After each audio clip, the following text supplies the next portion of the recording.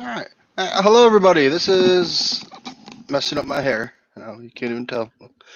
Michael Condon representing the TooMedToo's Star Wars Network. We've got your fix, and this is the septic tank. So it's not safe for work. Everyone be warned. Yeah. It is brought to you by my patrons. I have a Patreon. You just go to Patreon and put in patreon.com/TooMed2 and give me whatever money you feel like giving me.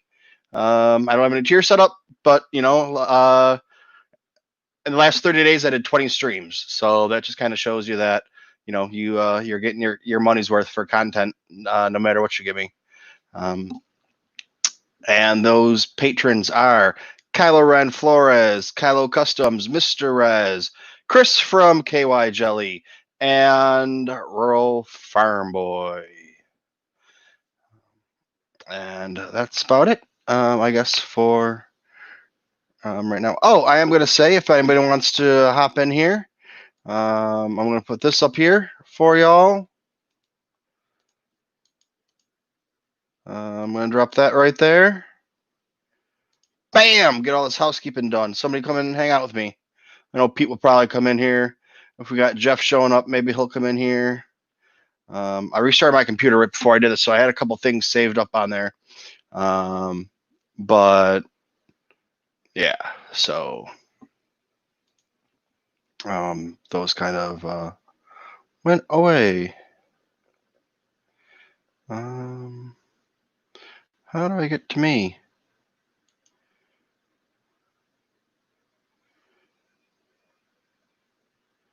Or don't know. Try and do something here that I had done, but oh, here we go. You can. Oh, not that son of a bitch. Damn it all. You know what? I can do this. This will work. Well, not that, but see, I'm trying to make sure things go nice and smooth for you guys, and there's no problems or anything. And then all of a sudden, bam! But I think I can do this, and then go down here into the notes. I'm smarter than I thought.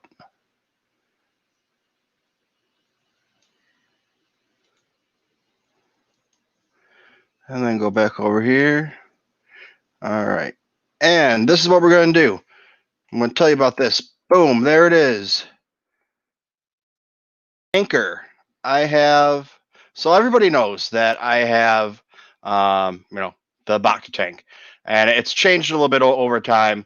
I've been doing it since before September, I think. And then it changed names. I think we're on number 19 or 20 for the Bacta tank since it got that name. My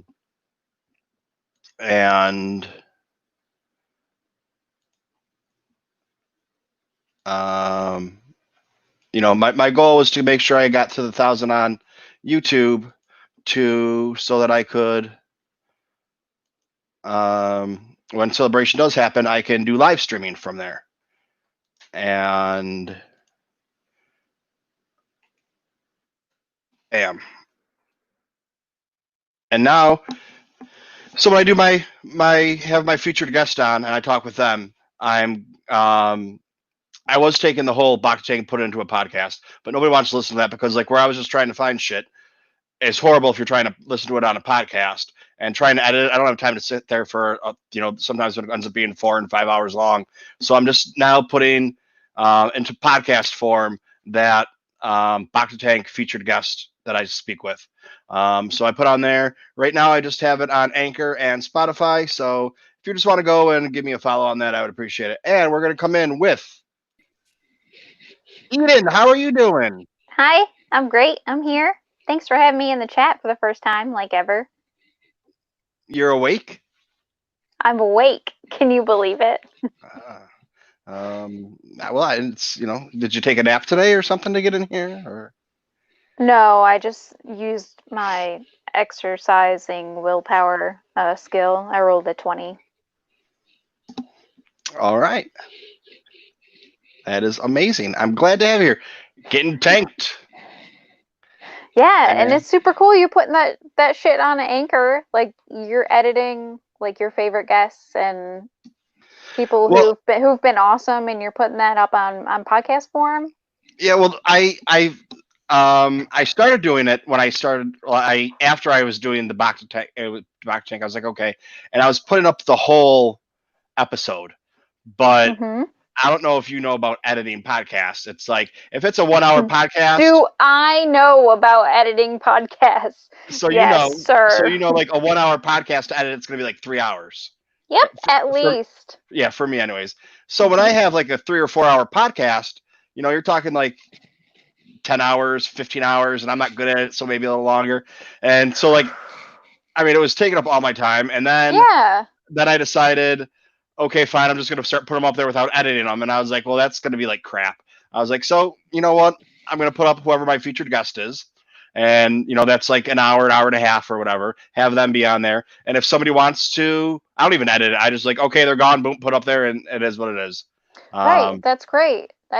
And then if somebody wants to listen to all the fun stuff that happens afterwards, instead of why is it a 4 hour podcast or a 4 hour live stream instead of an hour and a half, then go listen to that on YouTube. Right. They can. Yeah. I appreciate that because I totally understand how hard podcast editing is and how much time it takes. And even just to cut out that portion with the featured guest and edit that part would still take so much of your time that you could spend streaming or something else anyway. Well, it starts, and when they go off the screen, I cut it there, and boom, I don't even worry about what in between. If there's silence or whatever, whoever, that's all right now. Maybe sometime in the future we'll work on it a little bit better. What are you drinking? What was that? Also, dang, you got sweet headphones. Mexican Coca-Cola. Nice, man. That's so much better than regular Coca-Cola. It really is. I know. Yeah, I got the color on my headphones. Super cool. And we got somebody else that wants to stop in here and say hello. Who's this crazy guy? I don't know who I am anymore. How's it going, man? I'm doing all right, just plugging away at in New York City. I was just talking to Eden about how I have the podcast put up there, and I did put 5 of them on there the other day. Nice. So I think I was at 12. So even without editing them, just putting the intro on there and cut it off and put it on there, and then just downloading it and rendering it and uploading it, and then it's still a couple hours each one. So that was an all day thing for not doing anything. Yeah, it's an all day affair, man. I mean, it podcast editing, all that stuff. I mean, it's a chore. Yeah. It is. We're going to try and bring Jay in here. Jay's tried a bunch of times to get in here, but a lot of times there's an issue with StreamYard if you're trying to use your phone. I'm using my phone, and it's okay. Well, is he using an iPhone? Because maybe that's your problem, sir. Get an Android. Don't hate on iPhones, Eden. Come on. Jay, how you doing? Welcome. Jay, can you hear us? Hello, hello.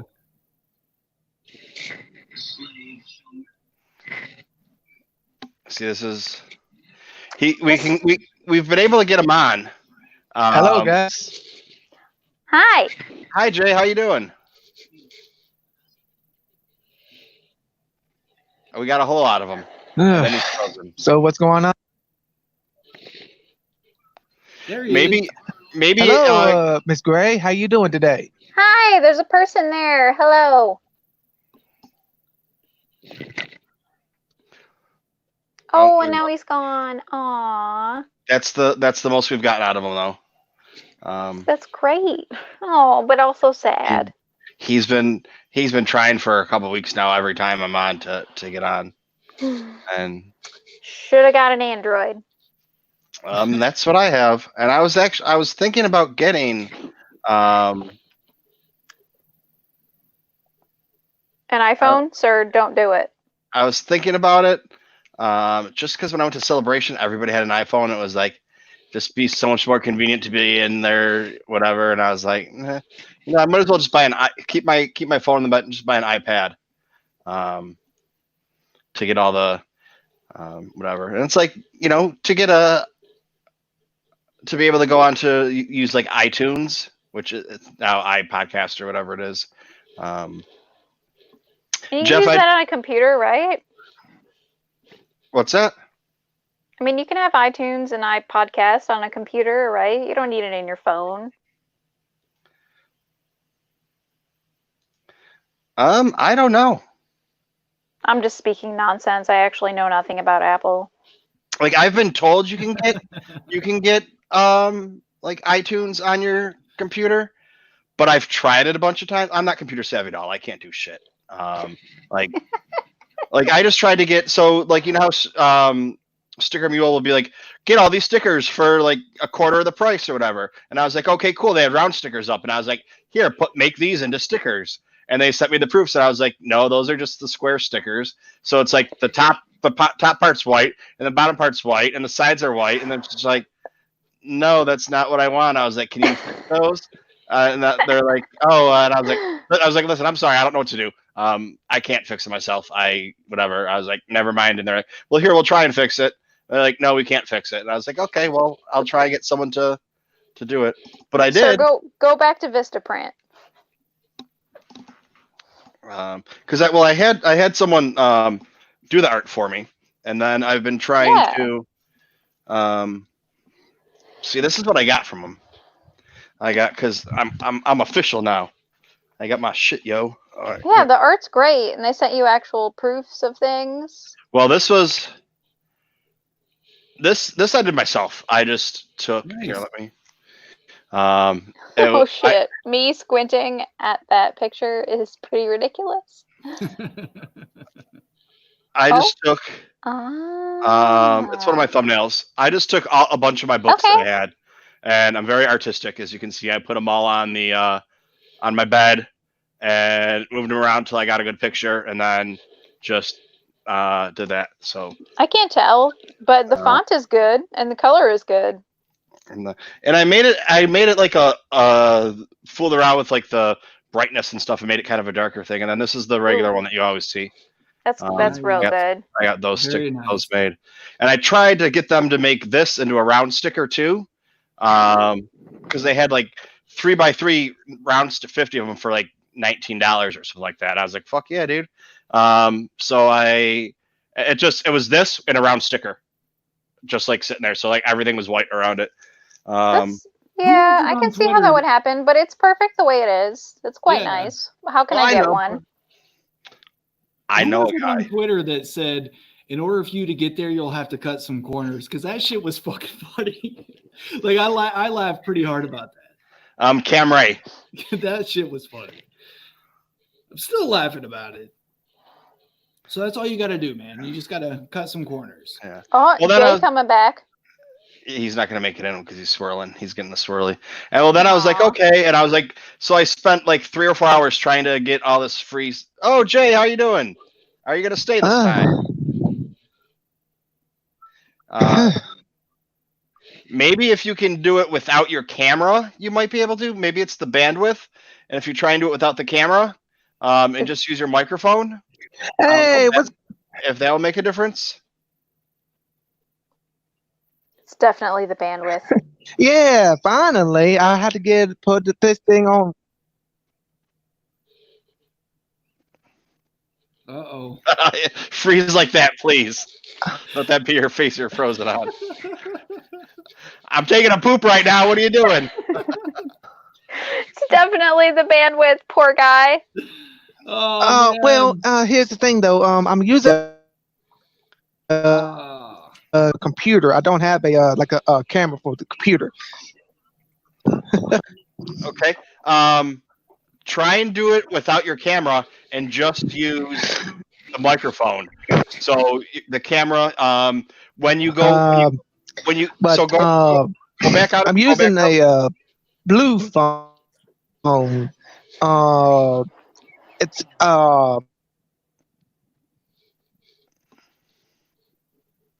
It probably doesn't give him the option to do just audio or just video. He has to do both. I don't know. I've never used my phone to go on StreamYard. That's why. But Jeff, how are you doing? Hey guys, what's up? What's Hey. up with the Metal Mandos coming in our bottom left Yeah. screen here? What's up, buddy? Hey man, just hanging with you guys. Hey, nice to see say you this face to face here. for the first time, Eden. I'm in this group. Sorry, I'm giggling at Jay. I can't help it.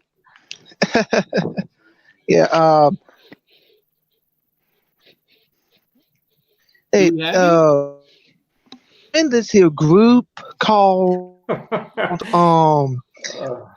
the Dark Order group, and I just wanted to if y'all are interested in joining, feel free. The Dark Order group. Sign me up. What's that about? It's dark. I don't care. Sign me up. Put the put the link. Put the link in. Put the link in the chat. That way anybody can check it out if they want to. Yeah.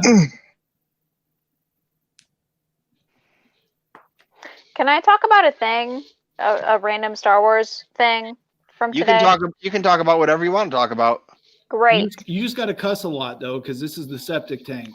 Okay, so today I was browsing a Japanese manga shop online, as one does, just because, like, hey, I got a notification, this thing you like might be back in stock. And I was looking at some cute anime girl figures, and I decided to search for Star Wars. Turns out they have a wide variety of Star Wars figures for sale, for cheap. Peter was like, hey, I like that TC-14 figure. I haven't been able to find that one. Like, we should get that. Get on my shelf. TC-14 and hologram Darth Sidious from the Phantom Menace. And so I'm just looking for that shit in this online manga and figure shop. And that shit is 300 and 500 yen.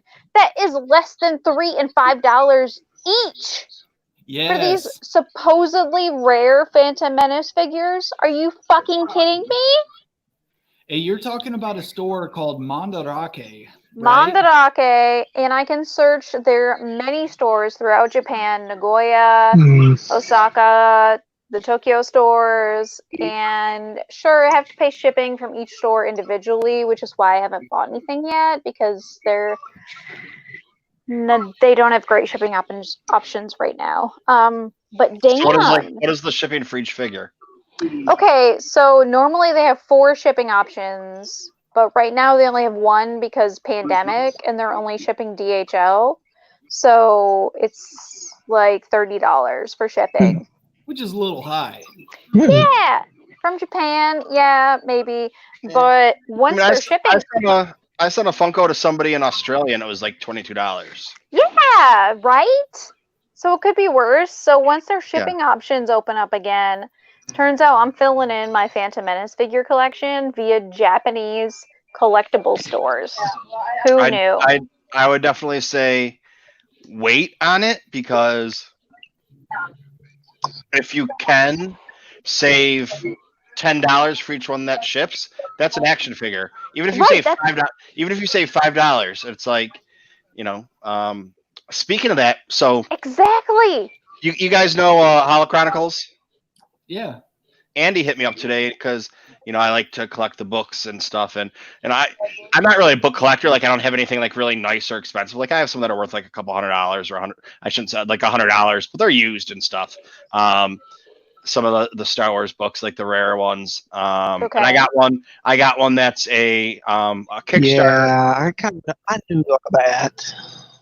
I got one that's a Kickstarter, and it was supposed to be printed and shipped out in January, but it still hasn't been printed up yet.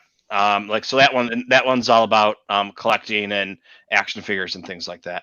But Andy hits me up today. He's like, hey, do you have the Dressing the Galaxy book?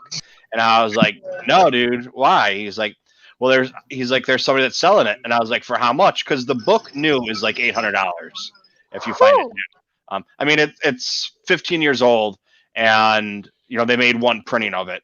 It's like only first editions, and even if you find it used, it's like $300, and that's like according to like what Amazon says or whatever for acceptable conditions, like their lowest level, like $200 or $300. And so I got hooked up with this person, and she was like, oh yeah, she's like, it's in good condition. She's like, the binding's a little bit messed up in the middle. And she told me a price, and I was like, all right, send me pictures. And I was like, okay, I don't want to mess around. I don't want to argue back and forth or whatever. I was like, she said, I want to get between this and this with it. And I said, all right, right in the middle. And that includes shipping. And she was like, okay. And then she's like, but the binding, what do you want to do about that? I was like, it's a great price. I don't care. I can deal with it if I can deal with it later. It's not like I'm going to be throwing it around or whatever. So I got that book for like half of what you would pay for it on half of the price I've seen it anywhere else. Now you actually you can find them used in Japanese for about $100 or $150. Of course. So but in English they're a lot more. So I got it for cheaper than the Japanese ones, and I was like, yes, cha-ching. Nice. See, that's why it's good. That's why it's good to have Star Wars friends and collecting friends and people that know about what you like and what you're into.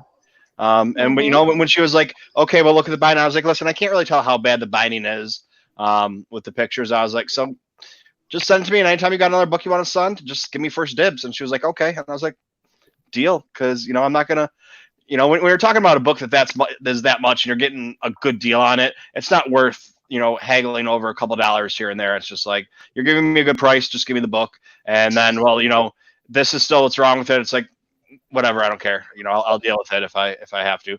I'll get super glue or something. I don't know. Hey, Michael.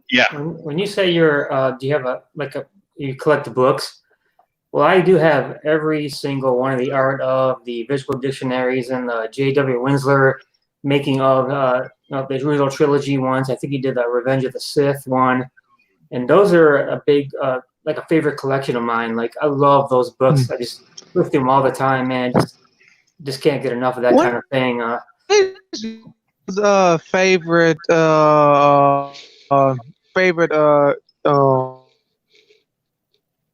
Yoda Chronicles show. I'm not sure. Do y'all ever, which one is y'all's favorite Yoda? All right, hey, we'll talk about Yoda Chronicles in a second. Give me a second. Show. Mine is more favorite. Mine was is the when Emperor Palpatine with.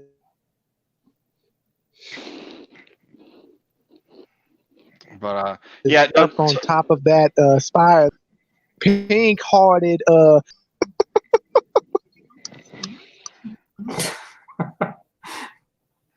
Yeah, so Jeff, I have the art books. The only one I don't have is Rogue One, because I get them all off Amazon. A lot of them are used, and I wait for them to. I wait for them. This is way too funny, Mike. I'm trying to keep a straight face as we're trying to talk about this, but I try to get them off of Amazon, so it's like I have probably like 100 books sitting on there, and I just wait for one to get a really good low price. It's like very good or whatever for the acceptable price, and then I pull the trigger on that. So it's like I'll find myself sometimes like I want to get all these books, and like the art of they have like the art of Star Wars, art of Empire, and the art of Return of the Jedi.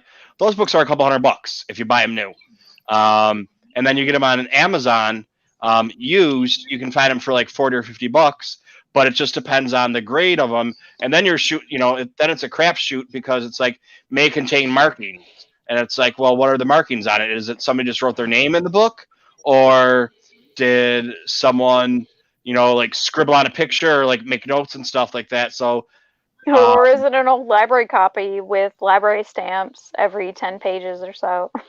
Yeah, that you can get too. I got a couple of those, but yeah, so it just depends on what it is. And it's like if when the book's $40 or $50 and you get it for $5 and it has some library stamps on it, it's not, for me, it's not that big of a deal. But when it's when you're spending $50 or $60 on the book, then the library stamps are, you don't really want that when you're spending that much money. So as far as fiction, not art books, but fiction, how do you feel about ebooks? Do you care? Do you only want the physical copy? What do you think? I have a few ebooks, especially when you can get them for like 99 cents. Or whatever, the Kindle version. It's like right now, I'll show you right here. What do I got?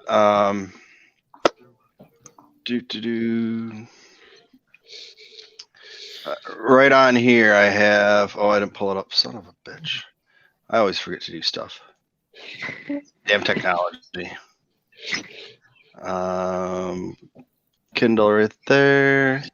Back over here.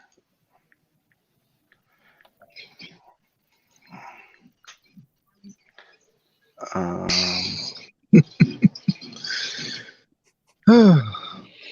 right. Do you have it on the screen now? Can you see it? Yeah. All right. So yeah, I have a lot of facts are like, they're a lot of them are free or 99 cents, and you can find them on there. I don't know. I got the Jedi Path. I mean, I want the book in hard copy, but I have it on there too. I mean, just so if you want to talk about it and be like, okay, you can, we can then talk about the book that way. That's pretty cool, actually. And collecting it, it's all Star Wars. This thing. We got a nursing book, and a algebra book, and essential oils for dogs. I don't think the essential oils for dogs is mine. But, you don't have to lie to us, man. It's like, okay, let's see. When's this book from? 2012. Star Wars obscure characters of the day. Let's talk about the dead Ewok. Rip, little buddy. You didn't see that ATST blast coming. What? And then now we know about, weird Kindle ebook exclusives. Yeah, man. So it's like, yeah, if ever there's never going to be a day that there's no content or, we lost Jay. There's never going to be a day like there's no content or, gee, I don't have anything to talk about today. What do you want to talk about? I can always find something going through the books, or I have this book. We've talked about this book, the go-to book when you just want to talk crap about crap. And I mean crap because the lists are crap, not because,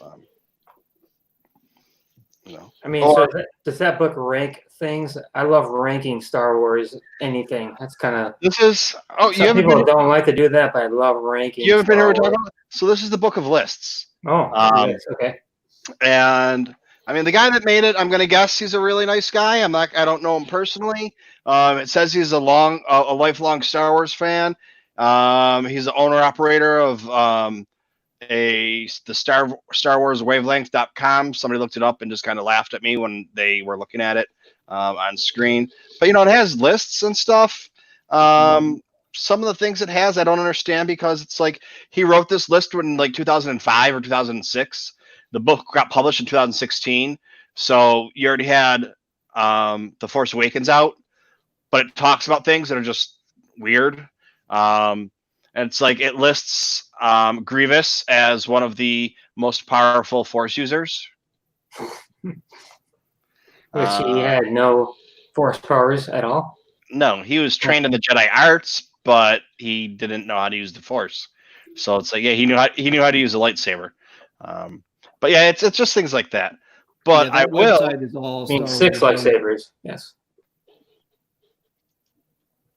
Yeah, that website that you said, Star Wars Wavelength, it's all Star Wars hate. Like, I'm looking at it right now, and it says, the inescapable reason Star Wars will never be able to please all of its fan. The Last Jedi, a movie about nobodies. Yeah, that was the author. Yeah, so I mean, I'm not trying to be mean to him, but I just do talk shit about him whenever he's here. Because that's nice. But I mean, but I will say a little bit of sizzle. Monday in the box tank, we're gonna have somebody from Octo. Yeah, I've heard it. Listen, I've heard it pronounced a bunch of different ways. What about Octa? Maybe somebody from Octo Radio is going to be on as a featured guest. That's already out on Twitter though, a little bit. Cool. And then a little bit of sizzle for the following week. We got these things. Very nice. What are those? These are the Be More books. Yeah. Be More Lando. Be More Leia. Be More Vader. Be More Yoda. Lovely. And this is How Not to Get Eaten by Ewoks. And I need to get the exact pronunciation of his last name because I know I destroy it because I try and make it sound like it's a French last name. And I don't speak French, so I'm like, it's like Bavel. It's Bavel. Which I don't know why I'm Italian saying that. Oh, Bavel, yeah. But he drew this little picture in here for me. Well, Michael, I don't see any of those books saying that how do you be more Darth or how do you be more dark side? So what's up with that? Yeah, you There did. was a Darth Vader one. You just missed More it. Vader. Oh, be more Vader. Okay, I missed that one. Sorry. I was offended for a second. I'm sorry. You're just excited to be offended about something. So here we go. Find a mentor. You got the picture of Anakin over there, and it says, "And you, young Skywalker, we shall watch your career with great interest. Find a mentor. No matter how high your midichlorian count, you'll never get from entry level to Emperor on your own. You'll need guidance from someone who recognizes your talents and knows how to put you on the path to success. Networking is key. Reach out via email or hologram to someone whose career you want. Then flatter them by asking advice on improving your prospects. Networking is key. Be it making speeches, negotiating trade disputes, or firing lightning bolts from your fingertips." So yeah, it's just master the power of self-confidence, manage changing circumstances. So it's kind of like it should be called Be More Sidious because that's what it sounds like. Be more of a silly, pompous, political asshole. This one's really good. That looks delightful. It is. And he's going to be on next Monday, not like 2 days from now, but a week from the author. Like this one, finding or making shelter. And it tells you how to find or make shelter. I know this is really bad showing you like this, wherever that is. So you got to learn how to pronounce his name by next Monday then. Oh, yeah. Well, it's not a problem. I got it all under control. Just let him introduce himself and then problem solved. No, he was at a panel at New York Comic Con. And not because I asked how to say his name, the publicist, she sent me the link to it. He has a book coming out at the end of the month. Another one. So she sent me the link to that book. So I can put that in the whatever. And then she gave me the link to the interview he did at Comic-Con. So I turned it on and he was introduced right away. I was like, okay, I'll watch it later. But good. So let's see. Who do we got in here? We got Mr. Resin here. Oh, yeah. There have been a lot of chats. since I last looked. Kylo Ren Flores. We got Pizza Parsecs. We got Dale. I demand that Rez shows his face. Rez has shown his face before. He did. He did recently on Twitter. He did. The real Rez. Jeff, but he's in the stream. Who else we got here? Pete, but he's in the stream. Mark has a great question. Where do you get those books? Because I didn't know those existed before just now. Like, you just get them on Amazon or what? You can get them on Amazon, yes. And I have a link to. Let me check and see what the better price is. We got Alberto here. Alberto. We have I have a link to the DK website. Yeah. So I'll see what the price is off of DK if you get them from DK, or probably cheaper from Amazon.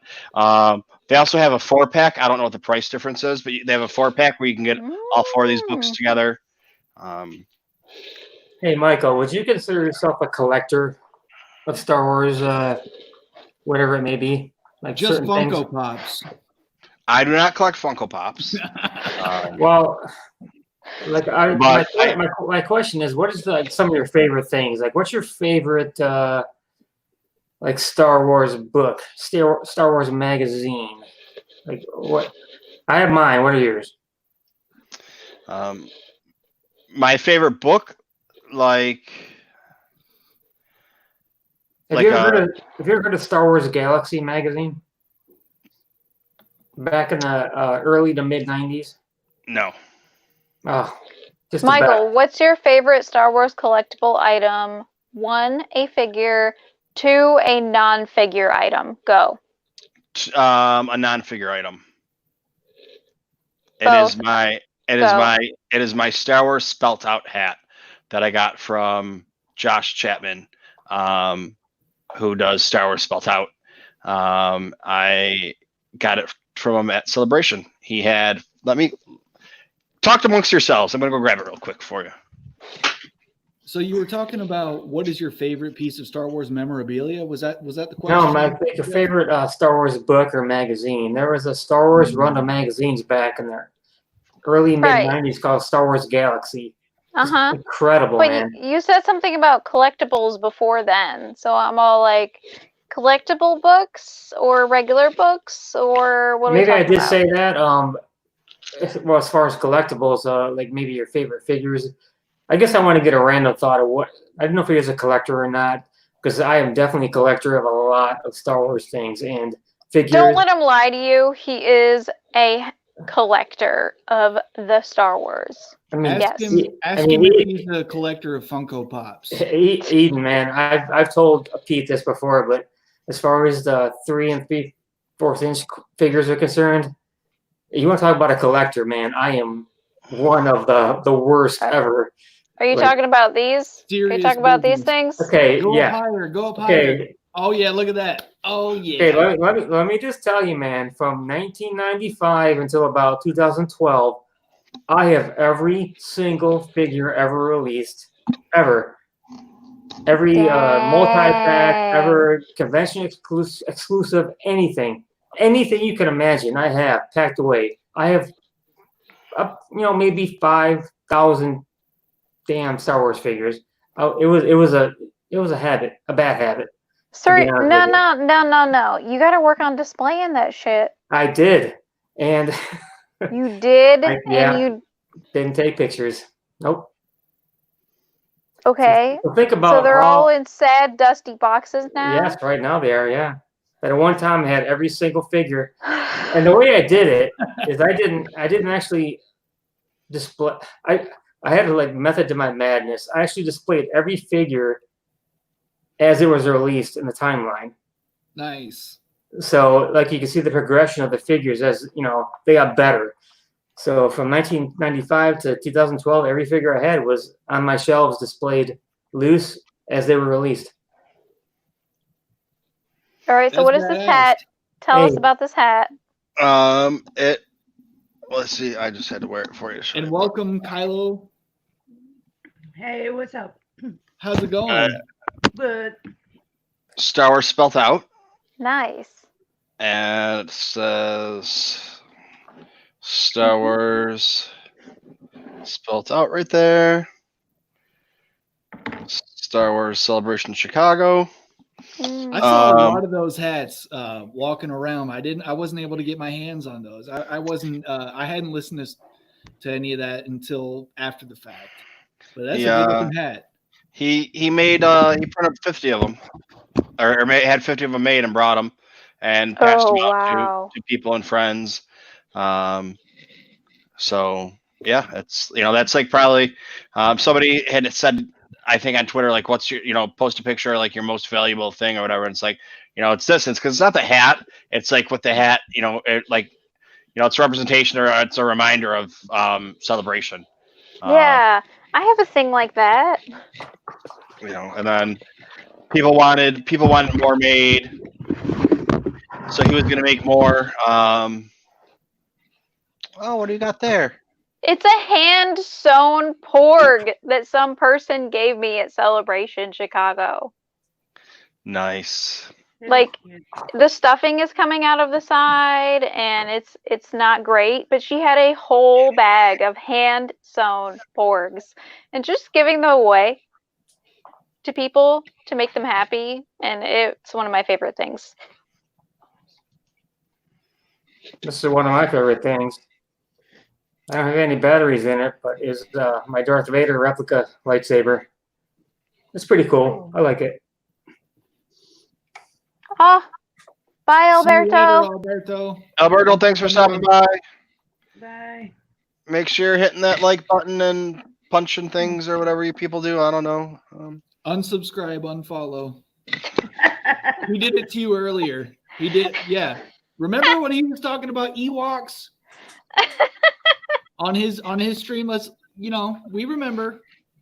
Oh yeah, I remember. He was talking about how Ewoks were horrible. They did terrify me as a child, actually. They terrify me now that they blink. Just saying. I don't watch that version, Pete. But then, and I got tape too, along with the stickers. I got tape. Nice. So when I send my Patreons some boxes of goodies and stuff, because people know I have a Patreon in the chat right now. Christina, what did you get? What did you get last week? Well, only what you. Well, I got this. Somebody gave it to me. Nice. So. That's so cool. I know, it's so tiny, so pretty. What did you get from me? My baby. Oh, nice. Yeah. Wow. Huge. Is that a big one? That's amazing. Holy cow. Yeah. I didn't even know that something like that existed. That is beautiful and adorable. Yeah, they started making the 10-inch ones around Force Friday, so last October. Could have been a little before, or maybe over the summer, but they tried it with a bunch of like well-known or like I think it came out with like a Wicket was first or one of the first ones. They might have about 10 of them, and then they did a bunch of different what? Like they did a bunch of different Wait a moment. Okay, I'll wait a moment. They did a bunch of different Boba Fett ones for the Funko line, and they were like just like an all red one or all black one, and they made those like the small ones, and they made big ones for it too, like the 10-inch. But yeah, Kylo. There's a 10-inch Yoda coming out now. And a 10-inch baby Yoda. Yeah, that's what I meant, a 10-inch baby Yoda. I'm still waiting on my Yoda baby. to come in the mail. You didn't get one? You didn't get it? When did you order it? Like, did you order it recently or? No, I ordered it like literally last year, like November. It hasn't shipped yet. It's still pending. Yeah, it depends on just like the regular Baby Yoda Funko Pop? No, the 10-inch. Oh, okay. Yeah, mine. I didn't get mine either yet. Right? Which is why I was about to virtually rip your throat out if you got that 10-inch Baby Yoda before I did. I think it is July. I got mine from Amazon. I got mine from Target, and it hasn't shipped yet, but I've gotten everything else in reasonable amount of time.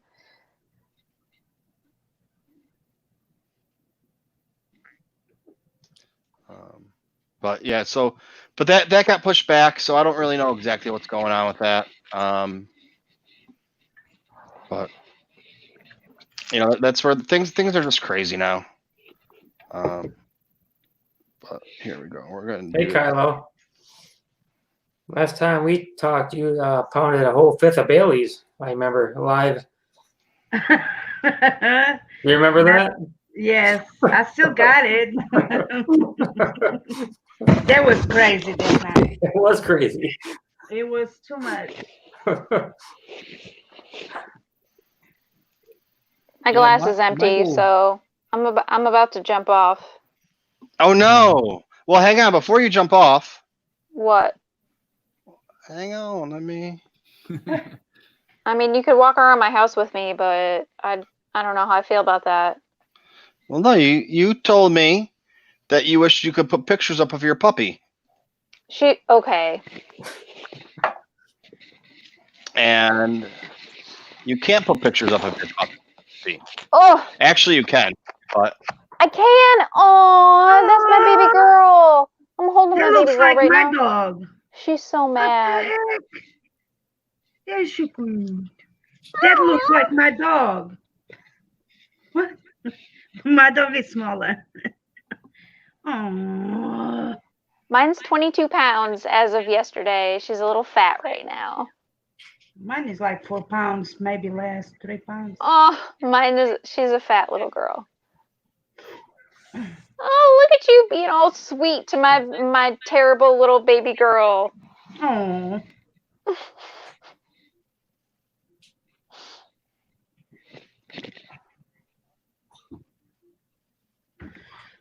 And yes, that is the right gift. That's the one. Aw. Thanks, dude. Holy shit. That's super sweet. And you can do that too. All you gotta do is at the bottom here where it says share screen. You just click on that. This is what we talked about for karaoke. You click on that, and then you go over to the side, and there's a spot where you can share your Chrome tab. So if you haven't opened in your tabs above, then you can share. I'd have to do that. If I was on a computer, I could do that, but I'm on my phone, right. You're so on your I phone. can't. I forgot. Okay, well, motivation to use my computer next time. I can share pictures of my dog. That's gonna be putting him back to sleep. Where did Jeff go? In my door. No, it's the door. Oh, not that door. Oh. A big fluffy ball. What an evil little fluffy, beautiful thing. We found it. I found it. Well, my daughter did. Pick her up. Yeah, we found it.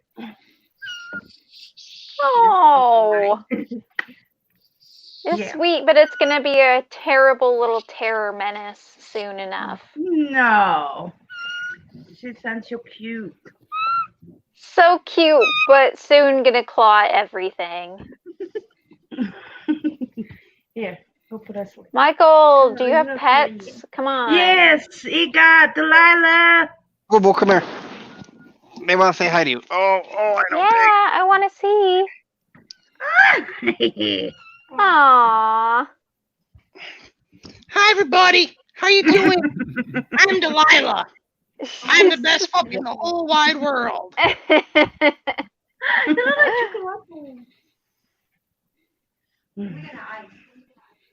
Okay. We'll say later the J, and he was talking about that Dark Order group. Looks like it's a role-playing group. He says he's known as Blade. That's pretty cool. Wait, what? Yeah, apparently there's a Star Wars RP group. How do they, like, where? Like Discord? Like something else?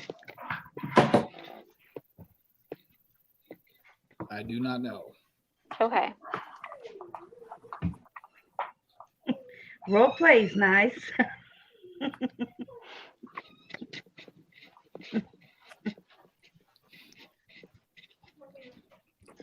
All right. Hey guys, what are we talking about?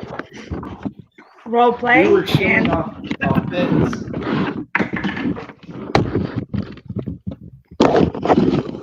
No, I just had to go block that piece of shit from Twitter or from Twitch. Thank you for that. Oh yes. Am I a Karen sometimes? Don't you love haters? I love them. Oh yeah, haters give me life. Yeah. I eat haters for breakfast. So Ronnie J. Lucas asked, what is y'all's favorite Star Wars characters in canon and in Legends? You just saw Eden walk by. Well, my favorite Legends character is by far Darth Revan. Yeah. I thought that was an incredible. Like, I'm not a big book reader, and I listened to a few of them on audiobooks, and that one blew me away. Just as far as the whole Mandalorian kind of thing, coming into play as far as the whole story, just incredible character and story as far as I'm concerned. Love that one. Yeah, Revan's pretty good, man. And also you get a lot of his story in Knights of the Old Republic and also in the Old Republic. So since I didn't play those, I feel like I don't really have a lot of Legends like favorites at all. I love Plagueis. I wish he was real. I want Plagueis to be canon. Like that's really what I want right now. Plagueis is my favorite. It's funny you say that because I think that my main two non-canon things that I would love to be canon are the Darth Plagueis book and the Revan book. Those are my two favorites. Plagueis book, yes. Those are my two favorites by far. Mm-hmm. What do you think, Michael? What are yours? Yeah, thoughts on Plagueis? Plagueis would be canon if it came out 2 months later. I think it was an amazing book. I really liked it. I've said a bunch of times that during the dark times of Star Wars, I kind of just went with the OT because I didn't like reading. So I didn't read the Legends. And the few Legends books I did read were crap. So it's just like, why am I going to waste my time reading when I don't like reading when, these books are shit? And I know I missed out on a lot of good stories, but it's that's different now. I can always go back and read them. I mean, I have on my Audible list, I think I have 60 books. I have two regular books, 3 that were for school, and the rest are all Star Wars. So Audibles, I read with my ears. Wait, you said 2 regular books? What does that mean? Not Star Wars.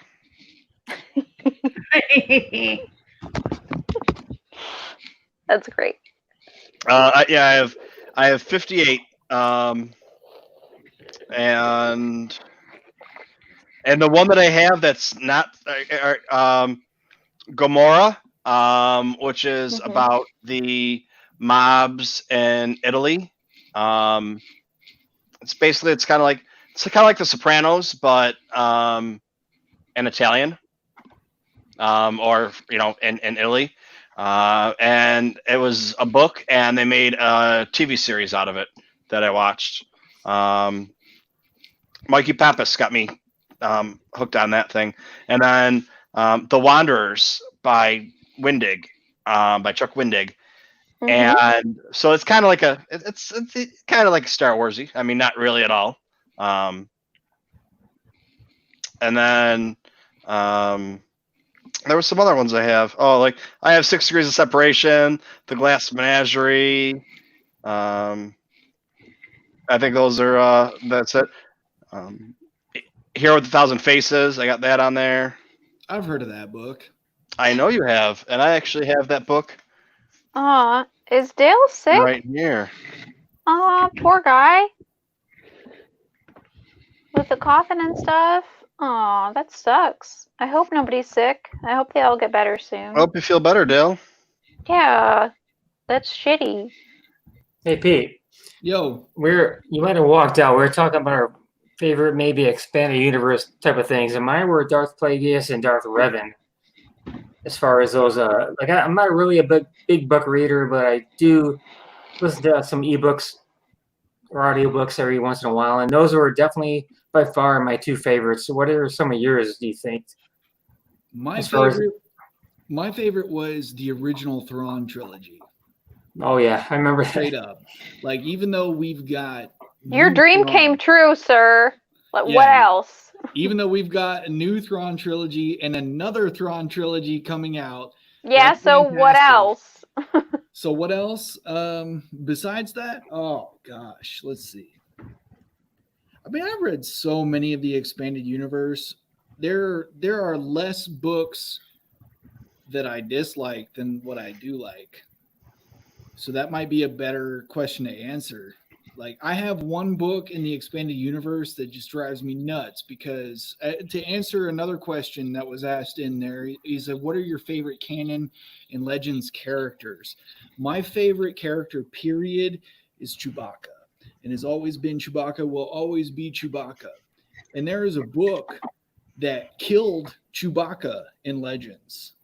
And he is a beloved author of mine. Like, has written so many great Forgotten Realms novels as for fantasy fans out there. Oh, are you talking about the Salvatore book? Fuck, man. Like, I don't cry when I read books, but fuck, man. Oh, when Chewbacca dies, you cry. It was epic. How dare he? It was epic. And so, like, here's the thing, though. Like, I got to say that the one book that I really disliked was Vector Prime. Oh, man.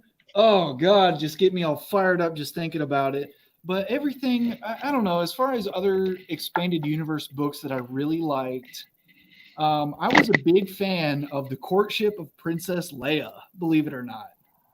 That was a really interesting book. And I forget the author who did that one. I could talk about expanded universe all day, man. I've been a Star Wars fan for a very long time, and the EU is was that like a Han Solo trilogy, like book series maybe back in the day? I'm not sure. Yeah, there definitely was. Yeah, was that part of it? That was really good stuff, and I forget the author of that too. But man, those were great. Those were adventurous, all kinds of stuff. Wait, there were a couple. There were 2 Han Solo series.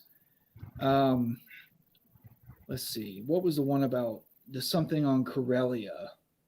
Now my mind is failing me. Now Michael Condon, I almost called him Michael Condor. Just really made a mistake. Because the chat? Yeah, because the chat. It just made a mistake today by saying, he put out a Twitter post like, hey, we want all the day drinkers to come on because it's more entertaining. And man, you got them. Like, I couldn't tell you when I started drinking today. I mowed the lawn and boom, start drinking. Yeah, but the best was, and we're not gonna discuss it, but the GIF I sent Jeff. Yeah, that was good stuff. I mean, do you just prefer it when people sing terrible karaoke on your channel? Is that what you go for? Well, here's the thing now too. If we do decide to do karaoke, I'm gonna have to put it over just onto Twitch. So we're gonna have to move over to Twitch because I got the only song that didn't get. Well, it's not a copyright strike. It's a copyright whatever the fuck it is. The only one that didn't get a mark was my song. because it was so horrible it couldn't even be confused as a song. No, so it had to be so like the original that they were like, they played the song. They straight up played the song. This is bullshit. I got our money. I got 4 or 5 on that. So like the first dang. I gotta get a lot more drunk to do karaoke on this shit with you guys. So a lot more. You'd have to watch it. Like it's still up there. Yeah, that was great. But I took the one song off. So the one song there's 3 of them. The one song was just an audio one, which I took the audio off of, or it took the song off. It took the music off, but still has whoever was singing on it. So it's just gonna be them singing. Oh God, please don't be mine. I don't know. And then the other 2, I was like, you know what? I'm gonna fight this and put fair use because it wasn't. It was a karaoke version, so it's not their actual song. And you're not making any money from it. It's fine. Why am I getting hit with it? Why am I getting so we'll see. So that was I did that the next day. So it's been a week and I still haven't heard anything back. It's still being done for the other 2, but we'll see. I mean, it's not that big of a deal. I mean, right now that video made 18 cents. Ooh man, big money. So it's not like even if they're like, no, okay, fine. Like, all right, fine, let it stay up there. Like, I'm not gonna, I'm not in. It's not like you don't get in trouble for them. Sometimes you do. Like when I streamed and I got my channel taken away for a week because of Disney because they didn't like me. Like that you get in trouble for. But like for whatever with the songs or whatever, like when I'm playing Fallen Order, if I get the right song or enough of a song or whatever it is, I've had a couple times where I've had to get rid of the song. Yeah, they're just like, here, a strike. We're just gonna tap you, tap you on the shoulder. Like, that's bad. Don't do that. But really, we don't care. Your channel's fine. So, but yeah. So, I mean, if you guys want to do karaoke, I'm down for some karaoke. I'm not drunk enough for karaoke, sir. Come on. Not again. Never again. I need to have at least That's why. At least 3 more shots before karaoke happens. And then it's only going to be Japanese anime karaoke. There's actually I don't think y'all are ready for that.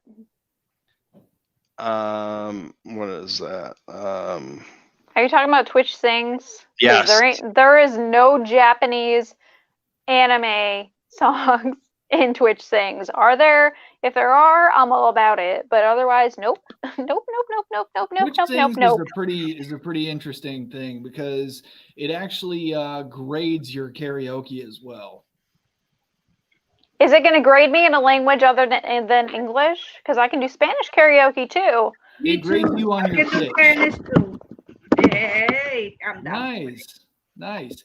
No, it just grades you on your pitch, like whether or not you hit the high and low pitch. Well, then I'm fucked. It doesn't matter.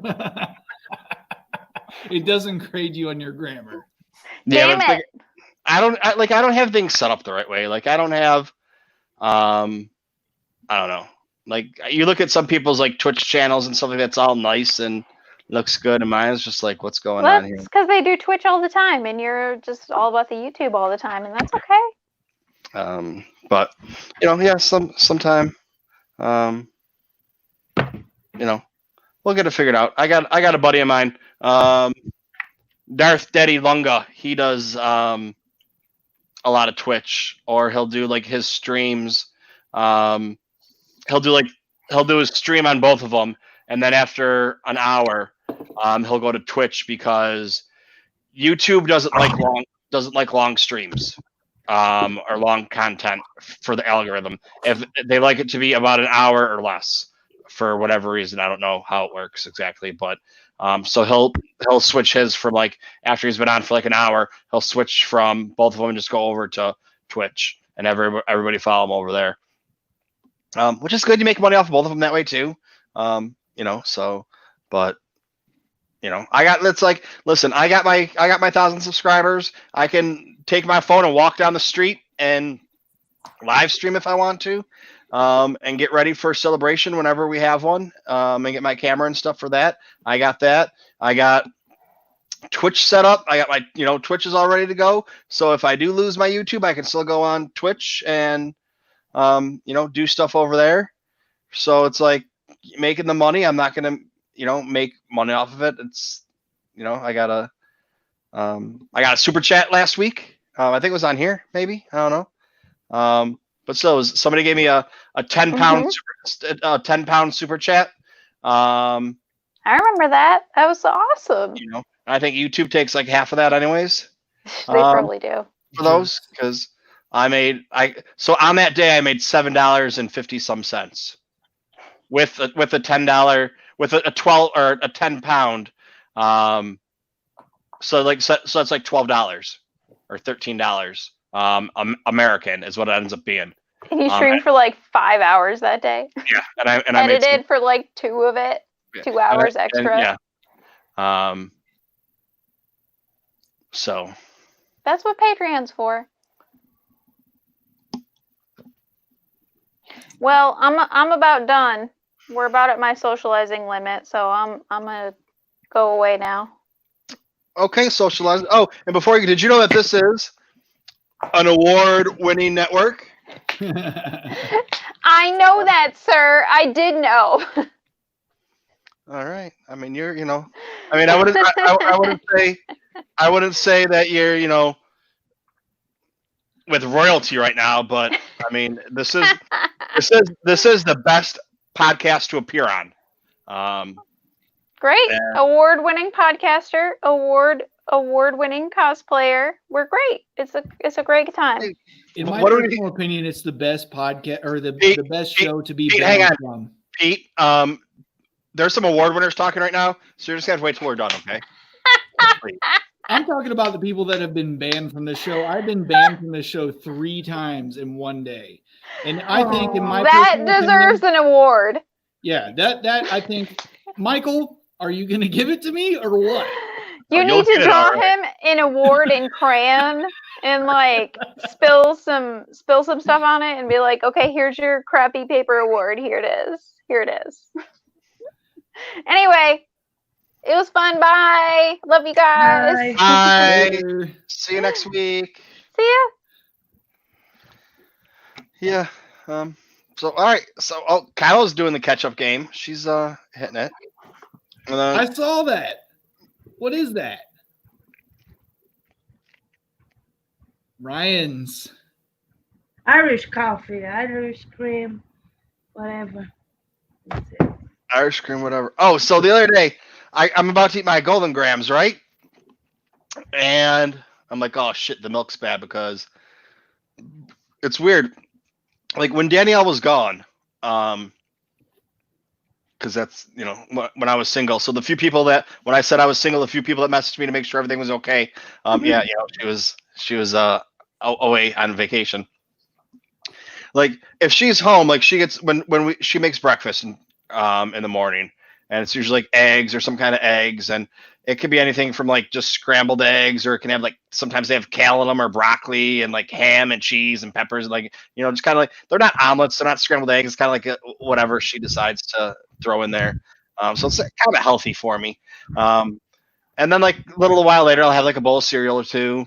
And so like my snack, and it's great too because I don't have to eat as many cookies and stuff. You have like a bowl of cereal or something like that.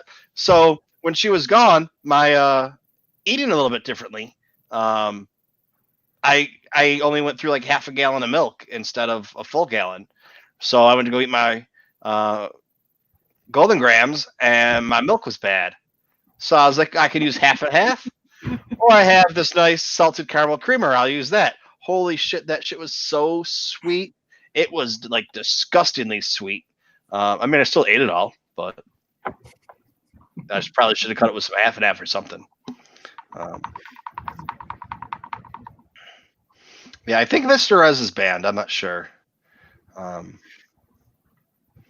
Yeah, Pete got banned 3 times. I think everybody got banned 3 times. Or not everybody got banned 3 times, but Pete got banned 3 times. Don't call me nobody. Do you think Rez would ever show his live face? Seriously? He's shown his face on here before.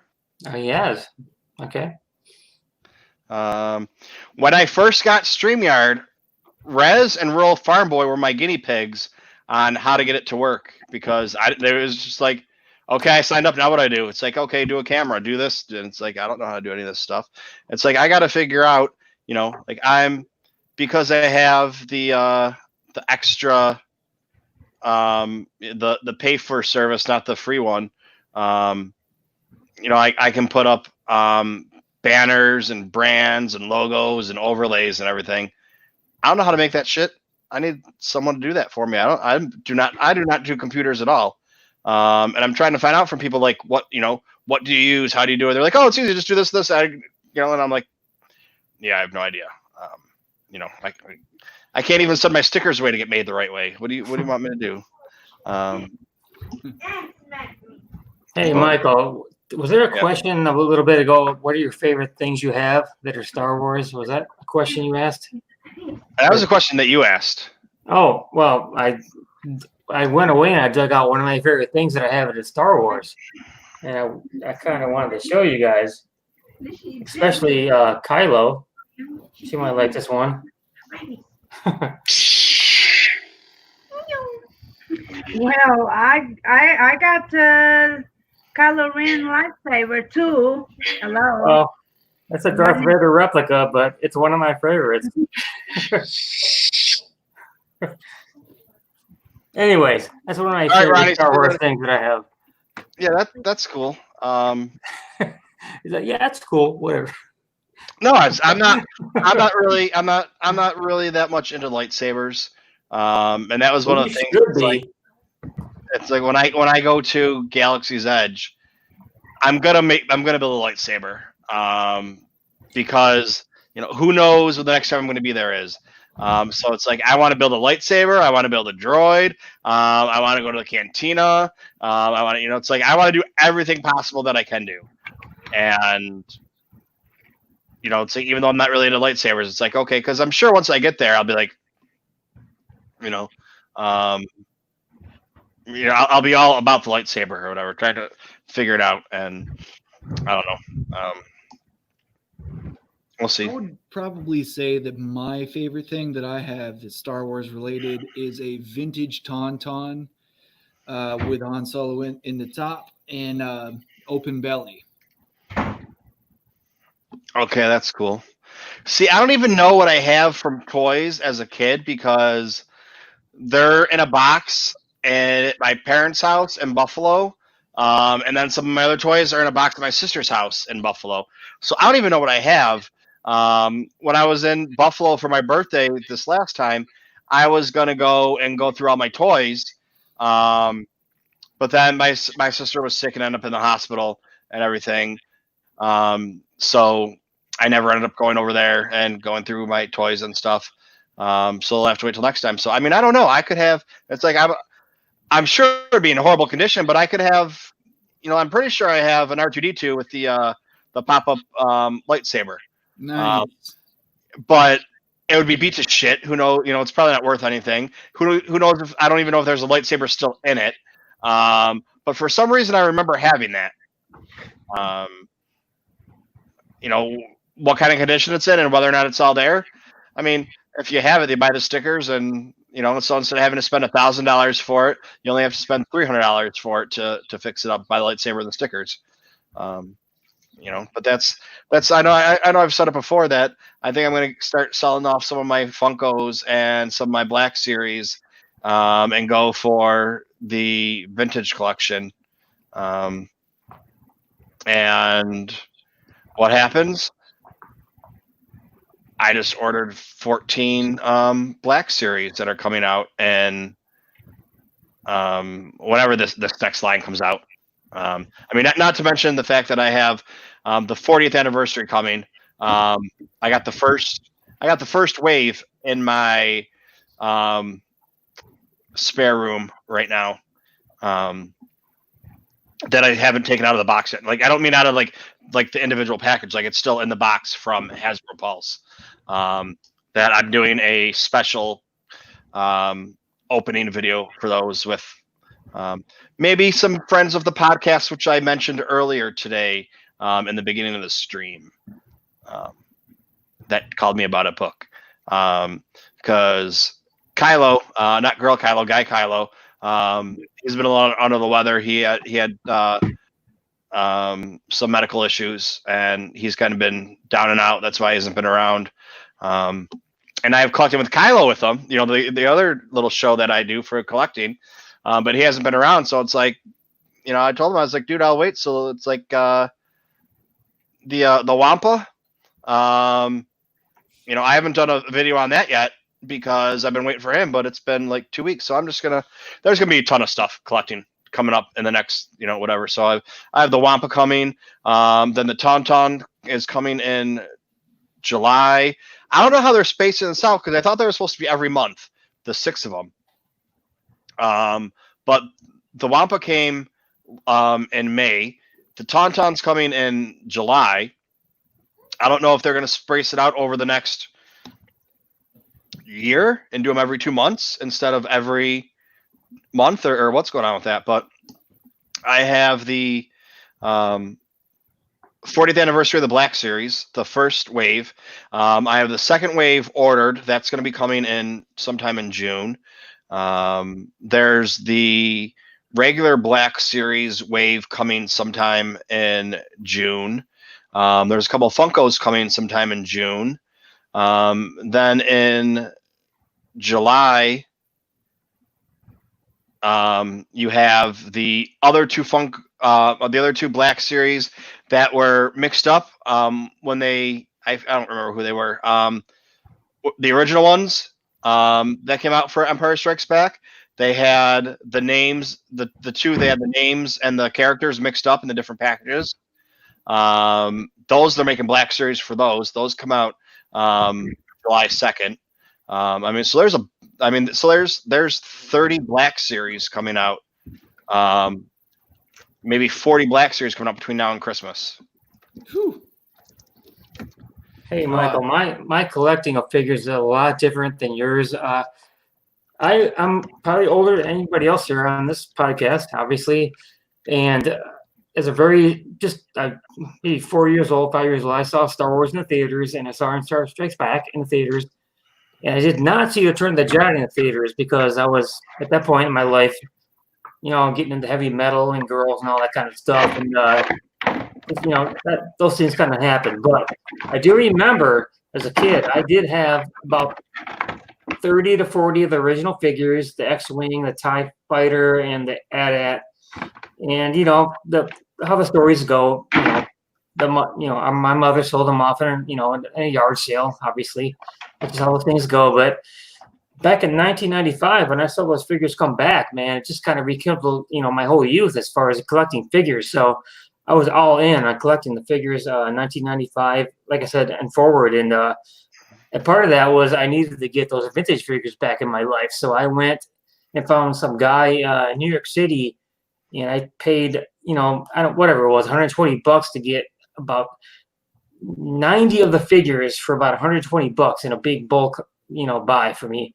And I picked up some more on eBay. And to this point, I have all of the original vintage figures again in my collection, except for like about 6, which are, the hard to come by ones, like a couple of Ewoks and a Monoman, those kind of ones. But, the figures are definitely just such a big part of my Star Wars fandom, man, as a kid and even, as an adult. Just love all that stuff. Well, that's like when I had Gus Lopez on here, and he has all of the original figures carded, but he doesn't have every variation. Like there's I think 6 different Yodas out there because the stakes are different or whatever. He's got the like the most popular one or the I'm going to say the real one, but you know what I mean. He's got the real one, and then he has like one that's in French and then one that's in Korean. So he has a couple different variations of them, but he doesn't have every variation that has ever been made because that just gets to pretty much every figure has. If you want to think of it, that like doubles what you have. So some of them just have 1, some of them have 6 or 8 or whatever it is. But it's like I think about it. It's like I think if I sold like went through my Funkos and I was like, okay, like I can't put a number on it. Like, okay, I need to keep this one, keep that one. What I did is in my head when I went through my Funkos, I was like, okay, I know how much room I have. So I kind of based on, do I want to keep this one as its value for taking the room up, not how much I like it. So it's like, okay, so that's why I have my couch right here. I got about 30 or 40 Funkos that I need to either give away as gifts or trade people or sell. Some of them they're all Star Wars ones. The majority of them are Star Wars ones, and some of them are worth like 40, 50 bucks. I don't know what I have behind me. Oh no, those are all those. But some of them are worth like 40 or 50 bucks. Some of them are worth like $5. And it's like, what do you do with the ones that are $5? Because go girl, go. Yeah. Yeah, baby. All the way down. Mm-hmm. Yeah. How'd that feel? So it's like, so even if I take the ones that are $5 and it's like, okay, you want to buy 10 of these for $50, I'm going to ship them to you. It's going to cost me $30. I'm going to make $20 off of it, plus the box, plus whatever. It's like, so it's like $15. Like, is it, I mean, yeah, I'm not saying $15 isn't $15, but you know what I mean? It's like, I don't know if it was a fucking, action figure, a loose action figure, I can just throw it in a fucking envelope. Here you go and mail that shit for $2. But I mean, the cheapest you're going to sell them, mail it for is $8, and then by the time you put them all in a big box, it changes all the price and everything. So it's like, what do I do with them? I'll probably just, if I still have them, I'll just put those for the Kessel Toy Run, and I'll send them 20 Funko Pops, and it costs me $50 for the donation. I mean, to mail them, it's $50, but that's, gets rid of them. And then that's going to make some kids happy because, hi, do you want to say hi? Do you want me to put the camera on you? Because you're naked? You wish. And it's like, so like a couple of these things, like, so like, this guy, I think if you look him up the price guide, it's like he's $12 in the price guide, but you can get it off of Amazon for $8 for $7.99. I saw that one recently. This guy was on sale on Amazon, I think, for $5 today. This is the Luke with the Yoda in the backpack. And I mean, I have this one. I have another one that is for the 1,500 giveaway, which, I'm not really pushing. I was pushing. I was trying to get to that 1,000 before. So I can make my 18 cents a day on my videos. It's like that's, it's not worth it for me. It costs more money to, to do YouTube than it does to make it, because it's like that won't even cover my StreamYard. So it's like, even if I had a really good day every day and streamed every day and made $1 a day, that covers your StreamYard, but yeah, so it's like, so I got my goal of being able to live stream mobily. So if I wanted to, I could pull up my phone. Like I could, you can do anything. Yeah, dude, I can do anything. I could go fucking watch people being assholes and record it and just put it up there. I could be like, who wants to watch me walk my dog today? And then walk my dog and live stream it. Why not? Once I get a GoPro, baby, just slap that bad boy on and be like, let's go for a walk today. No, but it's like my buddy, there's a cemetery over by us in Brooklyn, and it's huge, and it's like people go and have like not wedding, but like have their wedding pictures taken there and stuff, because it's just so I don't mean like cemetery. Yeah, wedding pictures. Yeah. Okay. Just making that clear. At the cemetery. Yeah, well, not because like they don't go and take pictures of like gravestones and shit, but it's just like it's so big and beautiful. It's like a botanical gardens, I guess. But I mean, like, with koi ponds and huge architecture and everything, they do like regular like tours to go see it through there. It's like, maybe I'll try and not be so fat and go for a walk over there and put my camera on and just be like, here you go, guys. Let's walk through the cemetery together. And not because, I don't know. Do people want to hang out, talk while do people want to go and hang out? And, when I'm, that's the thing too. It's like, once I have it, I want to get the GoPro, but I'm waiting now, especially since there's not going to be a celebration. Or if there is, I don't know what's going to happen because, that would change my whole plans. I'd have to see if I have permission to go anyways, because I probably wouldn't be allowed to go. But I'd probably go anyways. I would just be in big trouble, because flights are going to be cheap. We already have our Airbnb, but I don't know who in our Airbnb is going to go anymore because I know one or two of the people will be like, well, I'm saying I won't go, but I'd go anyways. And I just feel like an idiot for doing it because, going during a pandemic or whatever. But that's gonna, if there's two of us instead of 8, I mean, that means that I need to multiply what I'm going to pay for by, or find new people to go with, that are going to be there, by 4. So instead of being, $300 and paying $1,200 for the week, well, I might as well get a hotel then. If you're going to be paying that much and have room service and people waiting on me hand and foot, if you're going to be paying that much, but, so it's just whatever. I don't know. And then what are they going to do? All right. So the governor of California has already said that they're not going to allow big groups.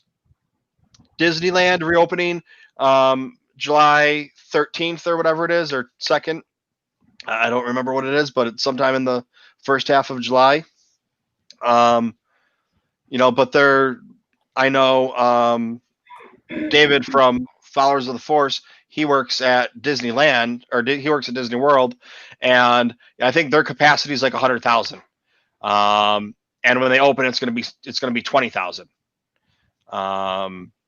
And it, like the carts that have the ride cars that, they have 4 rows, there's going to be somebody in the front and somebody in the back, or, however it is. So you're far enough away.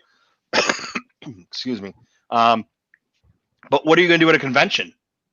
Like, how are you going to, do a convention and be like, okay, we're only going to allow 1,000 people in this convention hall that sits, 5,000, so that you're at 20% capacity.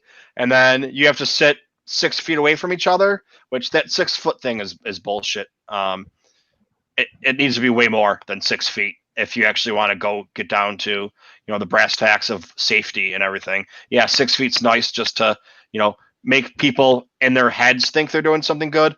But if you actually look at it when you breathe, if you don't have a mask on, or if you sneeze, how far, the shit actually travels when you sneeze or when you cough and things like that. And, I don't want to get into COVID conversation, but it's like people are like, oh yeah, well, you think the virus is going to get stopped by the mask? Well, no, but the virus is carried by spit molecules or water molecules or whatever the hell you want to, saliva. So that it gets stopped in the mask. Yeah, some of it still gets through, but the percentage that do, it's like, do you want your doctor not to wear a fucking mask when he's giving you surgery and he's got you opened up? So I don't even know what the hell we're talking about anymore. Oh yeah, celebration. No, Michael. Michael, I understand what you're saying. I mean, I've never been to a convention. I mean, I live in Florida. I didn't even go to Orlando once. It's just, I just for some reason didn't have the time or money to do that kind of thing. But it kind of almost seems like what I hear people talk about these conventions, like as far as the lines and the wait to get in to do everything, there's already a pain in the ass to begin with. So can you imagine what it'd be like now that you have to deal with, social distancing, like times 10, right? I mean, it was a pain in the ass already. Well, yeah. So Chicago's the first one I've been to, and I mean it's the only one I've been to. It's the only one, the latest one they had. And before that, you slept out. And, if you wanted to get in line, you slept on the concrete outside until they let you in to, be in line in the convention hall or convention center, whatever. Now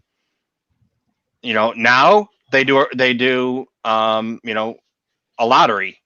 And I technically won one of the lotteries. But I ended up getting to every single main stage panel because first they weren't checking, or like we went through the VIP line, which you just walk right through because they have as many people working the VIP line to get through as they do the regular line. So 1,000 people get to use the VIP line and 50,000 people have to use the regular line with the same number of staff on it. And it's like, oh, wait, we can just go through the VIP line. All we got to do is show our badge, and it doesn't matter that it's not a VIP badge. Or they didn't have it set up in their system where if I have it on my phone that I can get in, I send it to everybody else, and they can get in. It's scanned. It doesn't lock you out. It's not like it's scanned once, you can't come in again. So the four of us right now, I don't know what happened to Pete. He still didn't come back. Maybe he hates us. Did I make him cry? Yeah, I actually texted him and asked him, "Are you done tonight?" he hasn't got back to me yet. But it's like people were just getting in, and they were still not full. It's not like people were going in that weren't supposed to be in there, but there was still tons of room.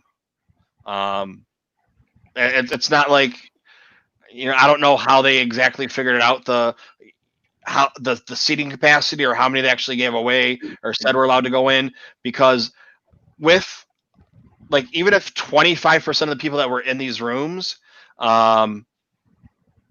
didn't go, weren't supposed to be there, there were still tons of open seats. So if they do it the same way, it's going to be, which I think they're going to start doing from now on, because from a liability standpoint, it's probably much better for them. Because in Chicago, you weren't allowed to camp out or be on the streets and sleep overnight. That's why they didn't do it like that in Chicago. It has nothing to do with the fact that it was fucking, snowing the 1 or 2 days, because shit, we would have just packed a tent and gone in there and whatever. But so now it's like the lottery is the better way. And I was bummed being my first one that I'm not going to be able to be with these people, and I'm not going to be able to do this, and I'm not going to be able to do that. And, it's like, I don't know anybody that went that complained that they didn't have to sleep out overnight and only got into one panel. And, they were guaranteed to get into one. And so they're having to sleep overnight for 3 of them and, ruining their time. And it's 8 o'clock, we got to go sleep out now to get in line for the panel tomorrow at 12 o'clock the next day. So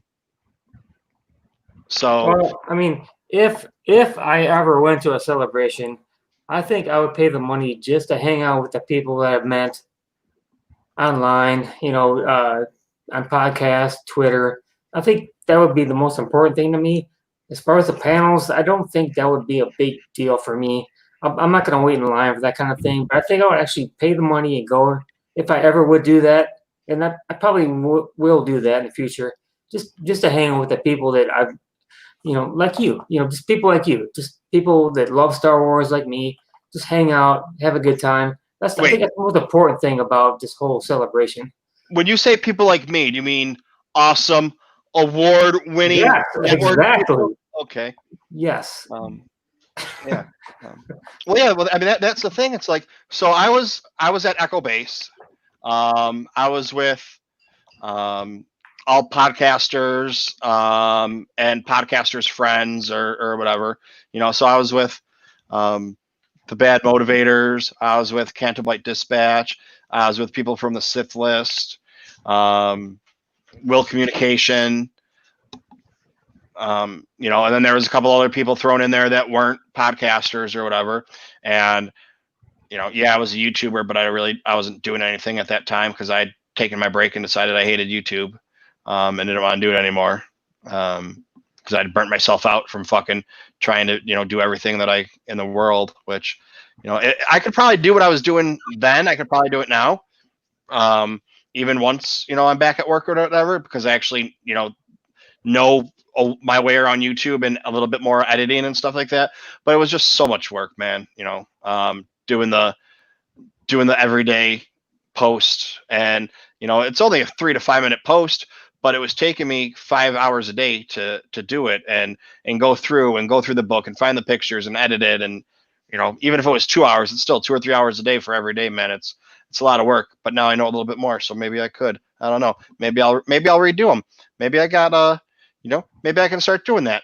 I got to do, if I do one every 3 days, I got 2 months done. Like if I do one every 3 days, by the time next March rolls along, I'll have what? I have March, April, May, June, July, August, September, October, November, December, January, February, March, April. So April, May, June, July. I'll be up to August. So I'll have up to August done. I'm not going to do it, but I'm just saying, it'd be nice. And then I got 6 months to do the other 6 months. I don't know, dude. Hey, Michael, man, you're only doing this because you love Star Wars. Look at me. I could be doing 20 other things right now, but I'm sitting here talking to you because I just love Star Wars. It doesn't matter, man. Well, that's the thing. That's the thing too. When I've said it, I don't know how many times. I wanted to make Star Wars Friends, and I made Star Wars Friends, and I was trying to figure out what did I want to do on YouTube, and I was doing this and that, and trying to come out with the breaking news, and trying to do about articles, and try and talk about this and that, and I didn't know the first thing about it because it's like I wasn't part of Star Wars Twitter and part of Star Wars YouTube and podcasts and everything, and then decided to start mine. I just decided to start everything and didn't, when they fucking, when Johnny Grasso called me and he's like, hey, you want to come meet up with us? We saw your video. We liked it. I never listened to a podcast before in my life on anything. I think no, that's not true. I listened to a history one, a little bit, or one for school. I forget what it's called. But yeah, like that was an educational. But I've never listened. I never listened to a Star Wars podcast. I listened to Prince from Urban Acolyte. I would watch Mike Zero and laugh at what a fucking idiot he was. And then I'd pick up a couple here and there, like Star Wars Theory, or a bunch of other ones. And that was the whole thing. It's like, listen, if these idiots can do it, and I don't mean Prince or Star Wars Theory, I mean Mike Zero. Like if he can do it, and people, oh, Christina's gone. Now there were two. If he can do it, and people like watch him and listen to him, like I didn't realize that people watch him because they laugh at him. Well, some people watch him because they think he's actually, he's like the National Enquirer. If the National Enquirer was never right. Well, I mean, it's almost like political in a way. Either you support him or you don't. I'm not sure. I mean, he is what he is, and whether you want to believe it or you do, that's up to you. But that's the whole thing. It's like, I was like, oh, if he can do it or whatever. I didn't realize people were watching him for, like, well, yeah, there's like people actually think they're getting breaking news. Like, I don't know. Yeah, but anyways, we don't need to talk about him. Yeah, dude. So it's like that was the best thing about Celebration was the people, and we'd go down there in the morning. We'd go down at different times depending if you're going to the panel or not, or what panel you got into. And you go in the panel, and then after the panel, walk around and say, meet some people. And they had big, huge tables. I think that sat like probably like 12 or 15 people, round tables. And you'd go and you find your group, or whoever you knew from that was there.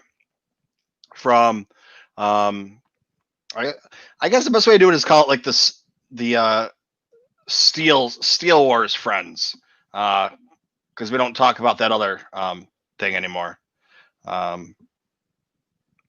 Yeah, I know. So, like, we'll say like the Steel Wars Friends, because that's where a lot of people, came together from, because a lot of people are friends because of Steel, especially a lot of the Australians or the other podcasts, and have nothing to do with the other person, because way before I was even around, there was, division and problems with, whatever. But I mean, I don't know enough to really talk about it. I just know shit I've heard and kind of seen firsthand. But so I guess I do know. But anyways, yeah.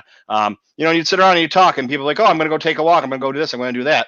And and then later on, so that then your day's gone. It's like, okay, we're going back to the house, or we're going to go here to eat. And Chicago is weird because it was so spaced out that it took you, like where we were staying at Wrigley Field, and the convention's downtown, so it took you a half hour to get home by car.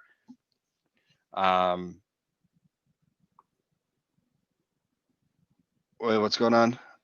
Oh, all right, Christina. I'm gonna be around tomorrow. I'm doing a couple little collecting streams. I'm gonna be doing that will be coming out throughout the next week because I just have a bunch of stuff that I need to do or whatever and help make my 4 cents a day off those videos. Yeah, Pete just texted me. He's done for the night. All right. Hey, well, I'm gonna get out here too in a minute here or so, but I just want to say, like, this is like the power of Star Wars. As far as like you and Pete, who was on before, like I never knew Pete before. He had a podcast. I sent in a email, and then I sent in a couple of voicemails, and we just kind of connected. We started talking, and now I talk to him every week, man, a couple times a week. He's in Kentucky, I'm in Florida, but he is one of my best friends ever because of Star Wars. This is what happens, when people like you, me, Pete, whoever it is, we connect on this kind of channel, whatever it is, yeah. Twitter. It's a great thing, man, and I'm glad to make friends, like you and Pete, and it's a beautiful thing, man, and I love what you're doing, and keep it up, and hey, let's make some more friends, Michael. Thanks. Right? I mean, that's what it's all about. It's like when I started, I wanted to make Star Wars friends and stuff like that. And I don't know if you've seen my buddy Ian that comes on every now and then. He's like my real life friend that lives around the block from me. And he pops on every now and then and just says hi or whatever. And it's like I made some friends, and then it's like okay, and then after Celebration, I made more friends at Celebration, and it was weird for me going into Celebration because I knew a couple people really, really well, and then but other people like even that I was staying with in the house, I had never heard of. I never talked to on Twitter. They knew nothing about me, or we went to Steele's show, which is one of the top highlights of that Celebration. Whatever celebration you make it to, make sure you go to Steele's show. If you're not a patron of his, I'll grab tickets for you. Don't worry. It was just the blast. Such a blast to hanging out with people, and like it's just weird though because everyone there like knows each other. So it's not like if everyone was complete strangers, I would have no problem like going and talking to them. But it's like when everybody knows each other. And you don't really know people. So like walking up, getting involved in a conversation, when people are like best friends and you're just kind of like, in my eyes, like I would be welcoming, I'd be like, hey, come on in, come chat with us or whatever. But I just feel kind of weird, going when people are in the middle of a conversation and they know exactly what they're talking about, without, like the conversation's already happened because they know each other and you're coming in, you're like, you know what I mean? So it's like well, I mean, that's the great thing about what you do. You bring people in, we're face to face, we're talking to each other. It's like we get to know each other. It almost feels like we're in the same room together. We're not, but it's like I mean that was my whole thing like that, and that's why when I got burnt out and then I didn't want to do YouTube anymore. Because it stuck the life out of me. And then I went to Celebration. And I mean, I've probably told you this, you've heard me say this, 10 times. I went to Celebration and, sitting around talking with people. It's like, this is what I want. This is what I want to do. But it's too hard because you got to use US or OBS and then, Skype somebody in and talk. I was like, I want to be able to just talk. And it was because I was sitting at the bar with Ian and one of my other buddies came up. He was like, oh, you went to Celebration? And I was like, yeah. And he's like, oh, blah, blah. And he's like, I didn't know you were a Star Wars fan. I was like, dude, I got a Star Wars channel. I just went to Celebration. He's like, oh, I'm a huge Star Wars fan too. And it's like, see, this is what I want. I want to be able to like go into the bar, talking with your friends and, people come and go, and it doesn't have to be all the time. Like, okay, we have a schedule that we have to keep, and it's like now, I have featured guests coming. It's changed a little bit now. I have the featured guests coming on, so it's like that on the Monday night one. But this one is just like, and then after the featured guest, anybody can come on and talk. And this one, it's just like anybody can come on and talk, and we talk about whatever is going on and whatever news. And I don't have to worry about Skyping people in and out and spending all the time with that. Or it's just you fucking click a link, you put your name in, make sure your camera works, and you're on. You're good to go. We got to get Ronnie's or Jay. We got to get him figured out. On how to get his thing to work. No, man, it's like you surround yourself with good people, and that's all that matters. Like, that's why I'm, I love coming onto your YouTube channel and doing this, because it's a good group of people. And what can I say? I love. That's what it's for. It's for us. I'm not. We brushed on it earlier. I'm not one of these people that are doing YouTube that I'm going to be able to make money off of. And be able to retire someday or whatever, because I don't do the right content. It's like, I'm doing this so that we can talk and hang out. I'm not doing it to put up, videos that are going to get thousands of views or 500,000 views, or, maybe here and there, there'll be some stuff coming out. Man, there was so much shit going on in the world. It's like, I need this, just to relax and talk about the things that I truly love, instead of thinking about what, And you don't need to go see your therapist anymore. You come on here and talk about Star Wars. Or there you go. Exactly. Like Eden told me, before she came on, or before I started, she's like, "Oh, I wish I could show pictures of my puppy." I was like, "Send them to my Twitter." And then I had forgotten about it until she said she was leaving. I was like, "Oh, wait a second. You said you had pictures of Twitter, or pictures, or before you go." Let me see. It's like, so it's not just, all about Star Wars. It's about whatever, we want to talk about. Like my bio even says, I don't know if it's on here, on Twitter, or whatever, but it's like, we're going to talk about Star Wars and my dogs and, me going to school and whatever else I feel like it, because, the great thing about your septic tank episodes, if you want to call them episodes, I'm not sure. But anyways, is you don't really have to talk about Star Wars. It is Star Wars related, but we can pretty much just kind of talk about whatever the hell we want to. And that's a great outlet, just to, be able to just relax and just, be friends with everybody and just talk about whatever. It is Star Wars related, but we talk about some other things, which is very cool. And I'm definitely going to try and make it onto as many of these septic tank shows as I can, because it's a really good time. So, I appreciate you doing this every week. But once I get back, they gave me the okay to go back to work, and I start working again. I'll still do them if anybody wants to do it, but I'm not going to be getting home until 12 or 1 o'clock. So I don't know if there's going to be anybody around, or I'll have to do them on Saturday, during the day, like earlier, before I go to work at 11 or 12 o'clock, and we'll play Trivial Pursuit, at 11 o'clock or 12 o'clock in the morning, or, the afternoon, for a little while. And that's fine. It's not like anybody's obligated. Just put it out there and we'll do it. If we can make it, we'll make it, obviously. Because we want to do this. It's fun. That's what it's all about. It's fun. And if nobody shows up because I don't have anything planned, I can sit here and I can talk about this book for a little while. Yeah. Or see anybody that wants to come on, or just be like, all right, guys, the septic tank's over, and I'm gonna do another video, or I'm gonna go through one of the books now. So we only did the septic tank for a half hour, but now I'm gonna go, and go through the art book now, and so there's always something to do and stuff to do. I could literally sit here and stream all day long, for 10, 12 hours a day, and talking about Star Wars and going through books, and do that for months, if not longer, because I'm sure I could go into my closet back here and just pull out all my figures and all my books and just kind of show everybody we could just go on and on for hours. You've seen me do the Holocron house, and I go through it page by page, just like if you had the book, and I talk about it. And if anybody wants to come on and talk about it with me while I'm going through page by page, I want that because it's more fun to talk about it with someone instead of just me reading the book. And that was when I started doing it. It's like, well, what's going to happen? When I just start going through page by page, and it's like, that's what people want. People want to be able to see the pictures.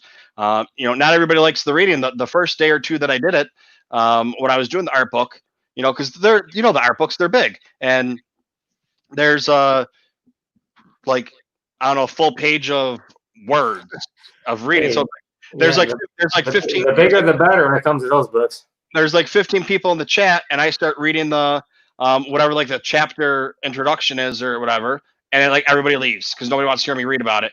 It's like, okay, well, guess what? I'm still gonna fucking read it because it's my shit and that's what I'm doing. So come back in 15 minutes when it's done. Or if you're watching on the replay, do it on double speed. Do it on 1.5 speed. Get it to where you're comfortable doing it at a faster pace because it's not like I'm sitting here telling jokes. I mean, everything I'm really a funny fucker, but it's like, it's not, everything, it's not like you have to worry about the time or whatever, but it's like a lot of it's just like, look at the pictures. People just want to see the pictures. And if I could, I mean, I guess it would probably be faster if I just took my camera, went and took a picture every page and just put it on there as like a slideshow and just talked about it. But that's not what I feel like doing. I feel like talking about it in the book. So, and then I'm doing the art book because people want me to do the art book. But while I was in the middle of doing the visual dictionary from The Rise of Skywalker, and I'm halfway through it, but people said, hey, do the art book. The art book just came out. I mean, that's how long I've been doing it. But hey, Michael. I mean, I'm gonna get out of here now, but just want to tell you, we all love what you do, man. We come in, we come out, whatever. Yeah, obviously you don't get offended by that. That's what you do. That's part of it, man. And like I said, thanks for supporting Star Wars like you do. I support you. I love what you're doing, and everybody else, our Star Wars friends, do too. So hey, man. Thanks, dude. Rock on, man. Go and that's show a little support this way, and go click on to all right. Even if you don't have Spotify, go after you watch this, go and click on, or you can just go to Anchor and put in TooMedToo. Once I get enough. I haven't pushed it all. I've been trying to get people to sign up because I was doing the YouTube thing. Once I get enough people going, I open it up on Anchor, and then I got a couple people watching on Anchor, and then it went on to Spotify. And then once people start watching it on Anchor and Spotify, or listen to it on Anchor and Spotify, Anchor puts it out to other places. So Anchor does everything for me. I don't have to try and do it. I might try and do it so I get on some other ones, but as soon as you start getting listens, they start branching out. So. But I need first. Yeah, I don't honestly, I don't know how it works. Go hit me up on Spotify, hit the downloads. I don't know how it shows if you listen or not or whatever it does, but whatever, dude. All right, man. I will see you Monday night, maybe. I'm more of a weekend kind of guy, so maybe next weekend. All right. If you do something on the weekends, I'll be there. Okay. All right, will do. All right, man. All right, have a good one, Jeff. All right, see you. May the Force be with you. And with you as well, my friend. All right. So yeah, all my people's in here. Go to the Patreon and hit me up on the Patreon.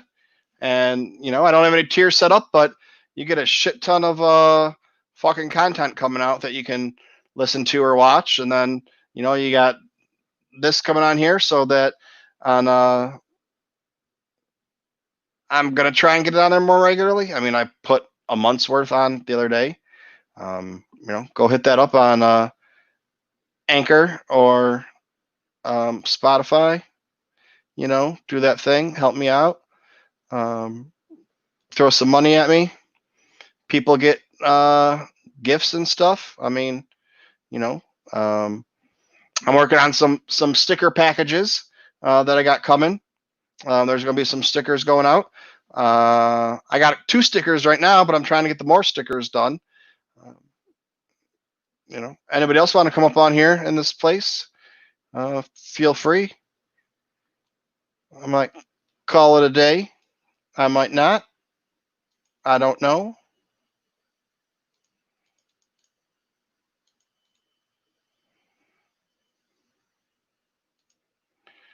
Get that on there if you want to come and chat.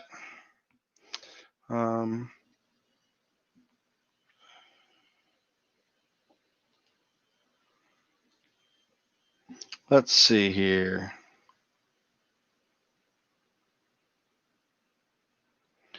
Let's get crazy, huh?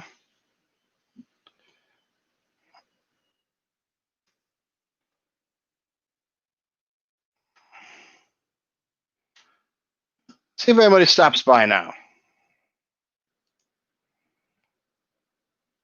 I just threw that onto the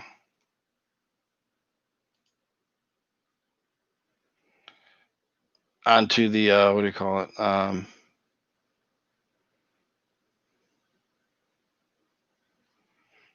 Twitter. I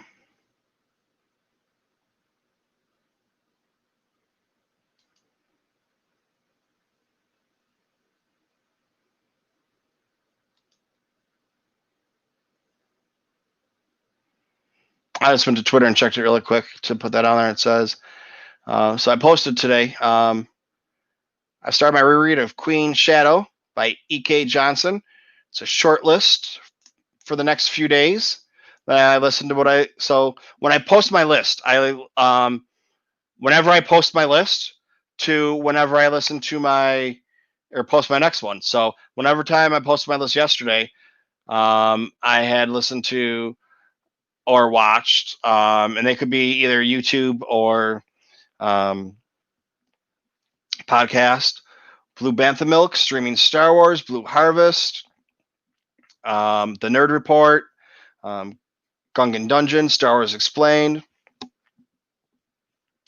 Jedi Temple Archives, WSTR Media, Shaken Not Nerd, Certain Point of View, Bad Motivators Patreon, and then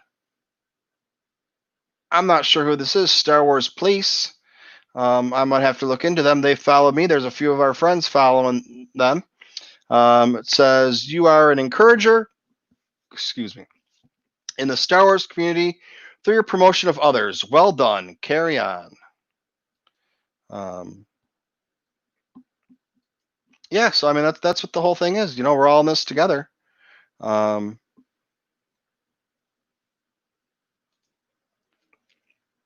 I'm not sure who we got in the chat right now still left.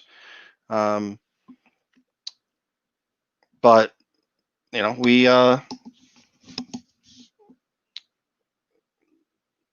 if somebody says, hey, I was in TooMedToo's Septic Tank last night or last week or whatever, you should go check it out. That's somebody else that I wasn't friends with that I might become friends with, or that are gonna come hang out or come watch me. And that's kind of what it's all about. That's why I post my list. And I would have never met Mr. Rez, who's probably still in here lurking somewhere. But I know there's a lot of people that don't even like to talk in the chat or leave a comment. So, them not even talking in the chat or leaving a comment, that's fine. Be here, visit with us, hang out. It's always nice to have somebody in the chat. That's why even if I go to a chat, a lot of times I go to the chats and I just listen, or I have my headphones in, or I'm doing something, and I say hi, and you might not hear, I'll say, whatever, just that I'm here, and an hour later when they're getting ready to go, I'll be like, all right, guys, see you later, and people are like, oh, Michael's here. I'm like, dude, I've been here the whole time. I just haven't been chatting because I'm doing whatever, or I'm listening to it on my phone and I'm doing something on the computer, so I have my headphones in, but I'm not watching the chat, or I'm listening to whoever's doing their thing. And that's what it's all about, spreading the word. And a lot of times too, I'll go into, if someone on YouTube is streaming, I'll just stop by and say, hey, I'm just stopping by to give you a like, and I'll like them, and then I go on my own way, and that gives them a comment, and which helps them out however the algorithm works. It gives, however they have it working, I don't really know. But the number of likes you get, and the number of comments you get, and the number of viewers that are watching, and the amount of time they're watching. So, it helps to have more the longer people stay. So if I'm not doing anything, I might stop by and say, hey, just dropping a like. And if I'm doing it on my computer, I'll leave that open. I'll leave that running because that helps out somehow and does whatever. Or a lot of times people on Twitch is really easy to start. You need 50 people following you on Twitch, where you need 1,000 people on YouTube. And you need you need to stream 12 times in a month, 12 days, 12 different days in a month. And you need to average 3 viewers. So you have to have 3 people viewing at all times, or average that. So, if you stream for an hour and you have 6 people watch you for a half hour, that's good. And, and that sets it up. So it's like, if you have Amazon, you can link your Amazon and your Amazon account and your Twitch account to each other. And that gives you 1 free subscription on Twitch each month. And then you go and subscribe to me, and it's, I don't know, $3, $4, $5 is what it would cost, but yours is free, and Twitch takes half of that, so it gives me $250. Which, you'd be like, oh, $250. Well, if I can get 10 people that have Amazon Prime to do that, that's $25 a month. That will pay for my StreamYard. And, I have some other people that are patrons of mine, and, they can give me whatever. It goes anywhere from, a couple of dollars to some people give me a lot more than a couple of dollars. That can go to helping me get my website up. And I got to pay somebody to build my website and somebody to do that because I don't know how to do that stuff. I want to get art done. That costs money to have someone do your art for you. And I want to get art done for stickers. That costs money to have someone do the art for you for your stickers. And then it costs money to have the stickers made. So, it's like, yeah, I mean, just between the web, once I got everything up and going, between the website and just the website and StreamYard, that's going to be $50 a month. For my hobby. I like doing this, so that's why I pay it. But it'd be nice if, I was able to do whatever. So, and I got people like my Patreons, which I really appreciate it because, people like Jeff was saying, Jeff really enjoys it, being able to come here and being able to do this. And if you're able to throw me a couple dollars, throw me a couple dollars. If you're not, that's fine too, because not everybody can. And I completely understand that. I have good friends that are podcasters and YouTubers, and, I don't belong to their Patreon. I have other people that I barely know, and I'm members of their Patreon. So, it's kind of, I understand the way that the world works and the way everything's going. Let's see. What do I want to talk about? I already told you this good news. This guy coming up in here. Whee! And then I want to, just talking about myself right now. Mr. Rez is here, so I know Rez is here, so he cares to listen. I want to try and get in with some of the publication companies and hopefully get advanced copies of the book. I'll still get them on audiobook, but that way, I have a month to read the book. So it's not like I'm cramming to get it through. So I can do, 10 pages a day, or a chapter, spend an hour and go through it and read it and have my critique of the book already done when the book comes out. So, it's like you're allowed to do your book review a couple days ahead of time or whatever. I might do that. But first, I gotta, if I can get that shit from these people for, the pre-advanced copies, I might as well try and do it. Just a little extra, little something extra. Um, Especially the art of books or the visual dictionaries or things like that, because those things, those things get really expensive. And I don't even know if they give those out like they do with the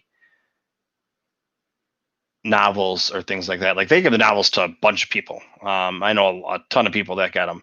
Some of them actually don't get hard copies. Some of them get them on like Kindle or whatever. That's fine, dude. Give it to me on Kindle. I'll still, if I want the book, I'll still buy it. The art of books or things like that, I don't know if they do those on Kindle or not. How those actually come out, but it's like I was telling Jeff, man, I didn't know what the hell I was doing when I started this thing, and I still know what the fuck I'm doing. Half the time. It's just I just fake it till you make it. You know what I mean? What I mean? But okay, here we go. While we're here, because Mr. Rez is here, I'm going to talk to Mr. Rez. The Empire's 7 biggest boneheads. Now, Mr. Rez, who are the Emperor's biggest boneheads? The joke about the Imperial Stormtroopers being a bunch of completely inept henchmen has been... It probably looks better if I'm reading like this instead of hunched over. You can't really see, but... has been around for as long as Star Wars has. Sure, they were the enforcing arm of the Empire and struck fear in the hearts of normal Empire citizens, but the rebels barely blinked any time they came face to face with these men in white. In fact, when you step back and look at what everyone in the Empire but Vader and Palpatine were doing throughout the original trilogy, you quickly realize how easy they made it for the rebels to thwart even the biggest and most foolproof plans. Frankly, it's a miracle the Empire was still standing by the time the second Death Star went kaboom. Out of the entire Empire, I've narrowed it down to the 8 worst offenders. Why does it say 8 and then this first one says 7? Who should have absolutely had their pensions revoked. 7. Whoever trained the stormtroopers to shoot. Let's get the obvious one out of the way first. Despite being an allegedly fearsome military unit, these guys couldn't hit the broadside of a barn.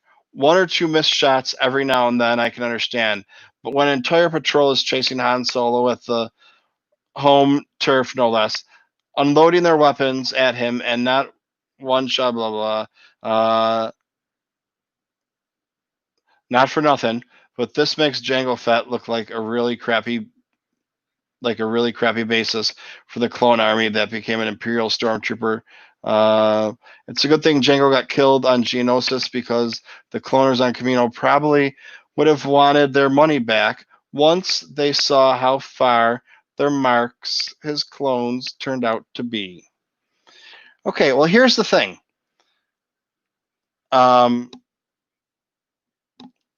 Are you talking about clone troopers or are you talking about stormtroopers?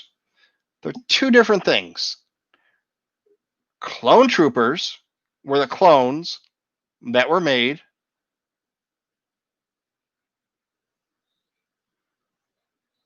off of Jango Fett's DNA.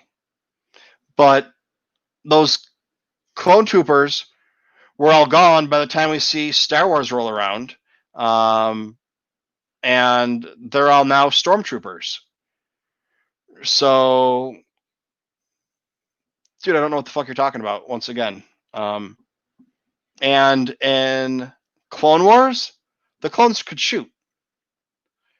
So, once again, whatever point you just tried to make, like you've pulled it out of your ass, and it still makes no sense, dude. So, like, I don't know what to talk about there. I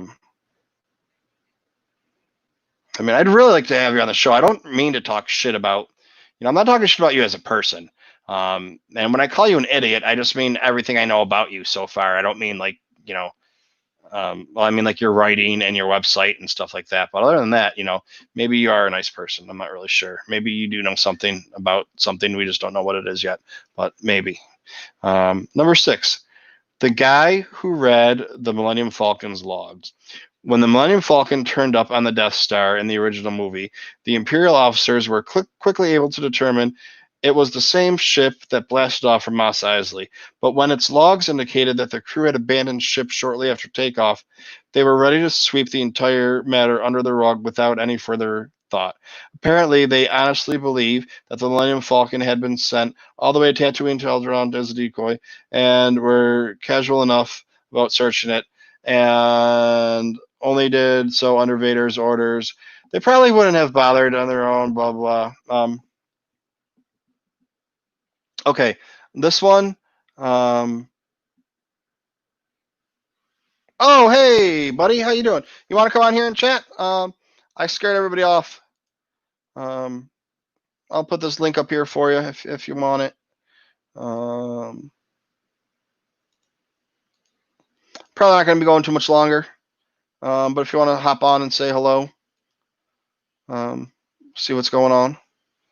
I'm just going over this book made by, it should be the Star Wars book of lists for idiots. And not like, red wine for idiots or Star Wars for idiots. It's like these lists are just idiots. The lists themselves are idiots. Yeah, okay.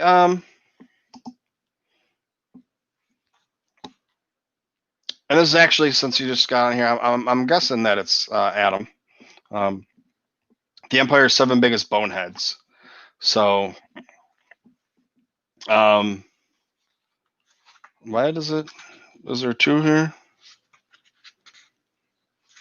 I'm still not sure why.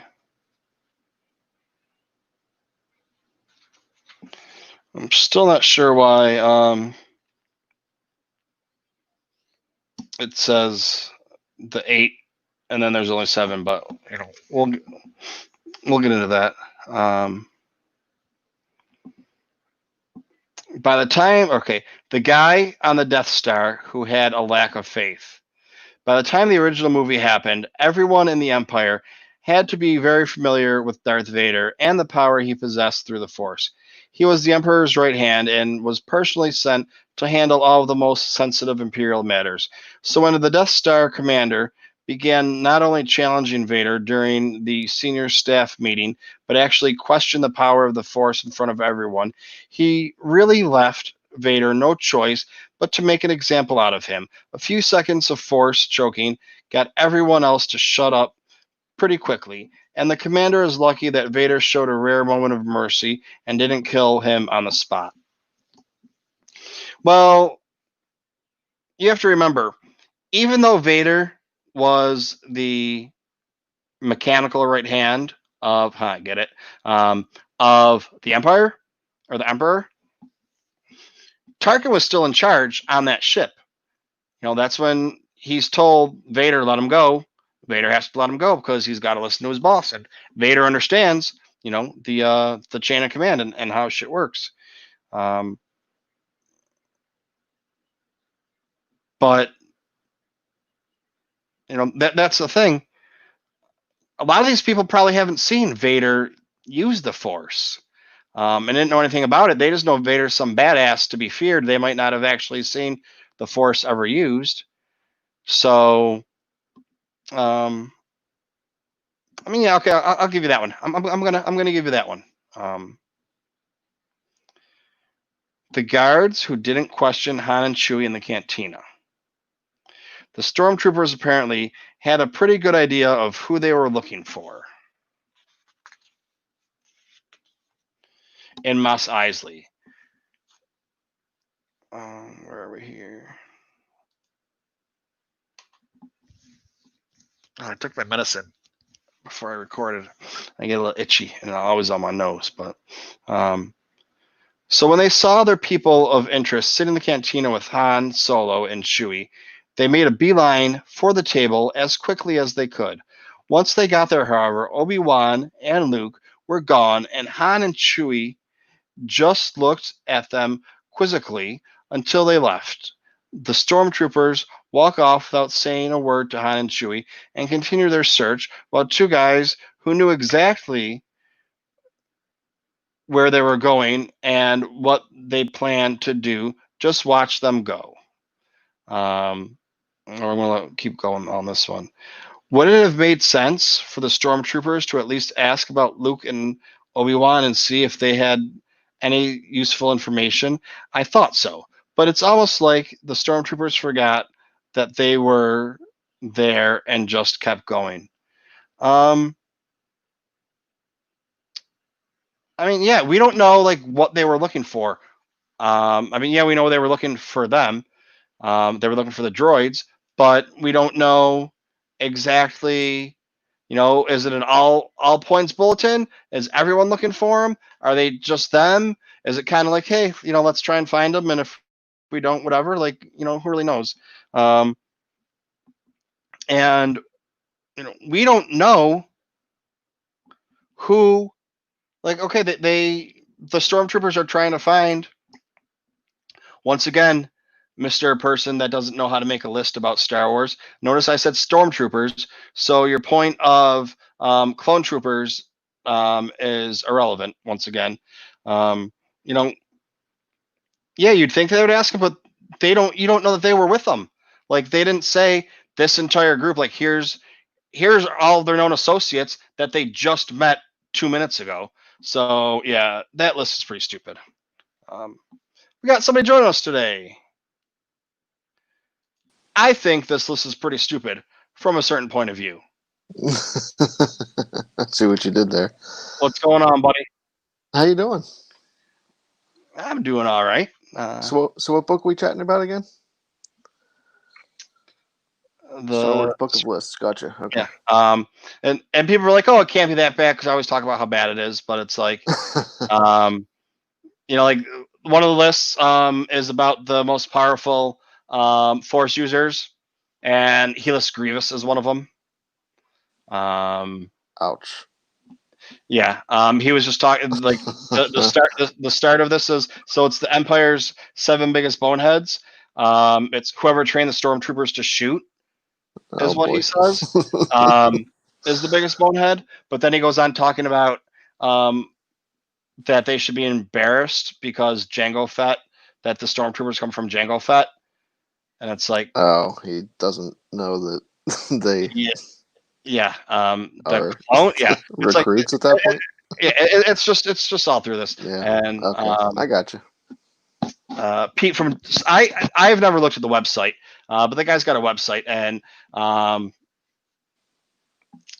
Ray, I don't know her anything about other than Ray. She's been on here a few times, and she looked up his, and she just laughed at the website and got off of it. But Pete looked at it, and he's like, "Yeah, it's just all about hate and how horrible the Last Jedi was." Whatever. Oh, but yeah, okay. but this book was written at the time of The Force Awakens. But you know, even if it was just some of the stuff that's in there doesn't make any sense. But yeah. But it's so it's like we've gone through some of the lists, and then I didn't want to call it quits. So what's going on here? We got some people up here, but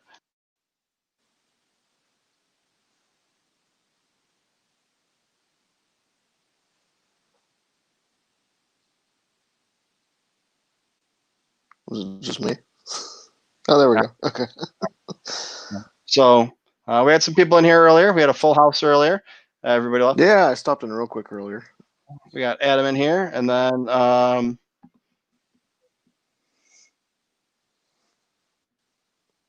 don't know what just happened.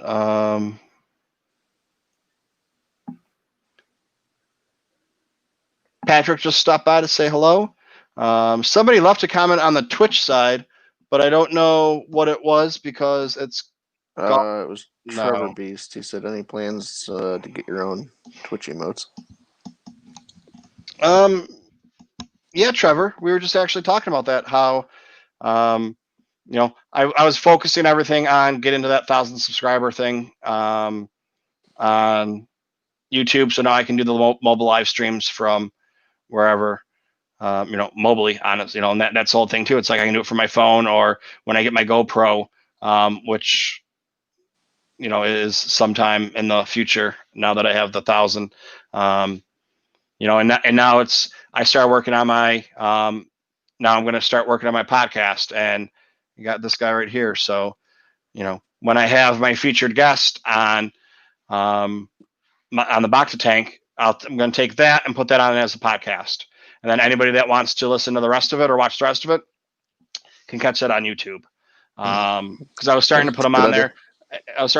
But nobody wants to listen to a 4-hour podcast. Or, I used to listen. There's a couple people that have long ones like that. But, people see 4 hours, are like, fuck that. There can't be anything that good. But, anybody that's watching this, it's probably going to be in the replay because I've said it about 15 times for people that are here. Go to Anchor. It's right there. Go on there. It's on Spotify right now. And the way Anchor works is as soon as I get enough people that go and follow me or enough views, then Anchor puts it off into other platforms. You guys use Anchor, right? Yeah, we do. Did you actually go and try and get on Apple or try and do anything, or did Anchor do all that for you? Yeah, Anchor did that for us. We are on all. They offer 10, and we're on all 10 of theirs now. Okay. Yeah. So did you have to ask them for it, or they just started offering it? So we switched to Anchor, and by the time we got there, they were just offering it. So, okay. The thing is, like, we were already on, all the major ones, and then they added their, like, 5 or 6 extra that we weren't on yet. So, okay. Yeah. See, I started on Anchor, and then, I had 1 or 2, I say views, downloads, or whatever they are, and then they call them plays. Yeah. Plays, and then they put them on Spotify. Then they put it on Spotify, and I haven't done anything with it. And now it's like, okay, I got everything up to date now. This is what I'm going to start doing. And then I might, like right now, all I'm doing is I'm just taking that interview and I'm putting my intro onto it and my outro onto it. I'm not editing it on there. Whatever's on there is on there. Unless obviously there was something that happened that I, needed to edit or something like that. Sure. And then, once they're off camera or, they say goodbye and they're gone, boom, cut it off, put it on there. And, that's what it's going to be now. So, yeah, that works. Easy peasy. I mean, I really did it just so that once it comes time to try and get, passes for cons and celebrations and stuff like that. Right. I have a podcast and I have a YouTube channel, and I have 100,000 views on YouTube, and at this point it's not going to be anything for my podcast, but who knows, by the time the tickets for New York Comic Con are probably going to be coming up soon. So that's true. I'm going to be buying tickets for Comic Con. I mean, that's in October, so you got to figure that's in the first week of October, I think. Right. So you got to figure that it'll be it'll be on by then. Yeah. But I'm going to buy my tickets for that, and then hopefully be able to get a press pass or a media badge, awesome. and then throw those onto the Light site, or give them away as a gift, or find somebody that one of my friends that wants them, and do it that way, just so we can get on. But so, how are you doing today? I'm doing great. I took a little nap after our show earlier, and I'm feeling okay now. But yeah, I'm doing okay. I just want to finish this list off really quick. Yeah, go for it. From the idiot book. The lazy, ineffective guards on the Death Star. While all hell is breaking loose on the Death Star, Obi-Wan was on his way to tractor beams off switch. The fact that he overheard a conversation of the pair of stormtroopers, they apparently believe everything happened on the Death Star that day was just another drill, and didn't think to stop Obi-Wan. Let's great. A ship that had been occupied by people had exchanged gunfire, blah, blah. High-ranking political prisoners, whatever. Then Obi-Wan uses the Force to make a noise down the hall, and suddenly they pop into action and chase after it like babies, blah, blah. This allows Obi-Wan, a sworn enemy of the Empire, to turn off the tractor beam and engage the highest-ranking official on the battle station in a fight to the death. Well, it's like, yeah, you're watching the movie. You're watching the movie, so you know all these things. Yeah. You're guarding the Death Star. You probably have had these drills before, and it's nothing because it's the Death Star. No one's going to come and invade the Death Star. No one's going to escape from the prisons. No one's going to get out of the, detention cells. Like when you have these drills, it's like if you had a fire drill at school. It's just like the same thing. Like, okay, whatever, blah, blah. Nobody really cares. And Obi-Wan, what did it say? Something about Obi-Wan being an enemy of the Empire? No, he wasn't. Technically he was. He was assumed dead. Yeah, technically he was, but they thought he was dead, so he's not really an enemy of them. So yeah, just more high-ranking political. Like these guys, they don't know any of this stuff. Like they're bottom low-level stuff. So yeah, you're wrong again, dude. The doors locked. Move on to the next one, Stormtroopers. After the incident in the cantina, the Stormtroopers continue searching for Obi-Wan and Luke, but they were so focused on covering as much ground as quickly as they could, they end up doing some pretty sloppy detective work. While literally going door to door searching for the targets, a pair of Stormtroopers knock on the door and reveal this one's locked. Move on to the next one, and they were off with no apparent answer the goddamn door. Sure enough, doors open as soon as they're gone, and out pop C-3PO, R2-D2. Because they were barely doing their jobs, the Stormtroopers allowed droids carrying the plans to the top secret battle station to escape. Of course, this wouldn't have been an issue if they'd been issued to begin with, if it weren't for. It kind of goes back to your point earlier. These are low-level guys. I mean, you're going to get shoddy work. Yeah. You take them to a desert planet, and it's 9 million degrees, and they don't want to be there. They don't want to be searching for droids. I mean, yeah, they probably should have, but I mean, how many times? Sure. How many times, or how many movies do you watch? And the guy's running down the hall in the hospital because someone's in the basement. I don't know why this just popped in the scenario in my head, but someone went down to the basement to hide, and they go to the door, it's locked. So they go to the next one. They go to the door, it's locked. They go to the next one. Yeah. It's like that's what happens in everything. So once again, we don't like you, sir. The guy who let C-3PO and R2-D2's pod escape because there were no life signs. Okay, now we know more than this guy. Well, just in general, probably about life. Right. But because this came out in 2016, so a certain point of view was not around then. Either the book or the podcast. Right. These guys take the top spot because they'd have to just take the escape pod carrying the droids out like they should have. None what follows would have happened. These two people are directly responsible for the destruction of 2 Death Stars, the death of the Emperor, blah, blah, blah.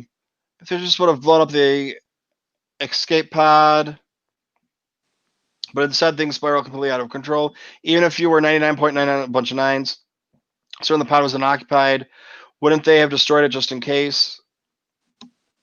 I mean, the Empire had literally engulfed Princess Leia's ship. It was sitting inside the Imperial Star Destroyer that captured it, and the pod shot all the way down to okay.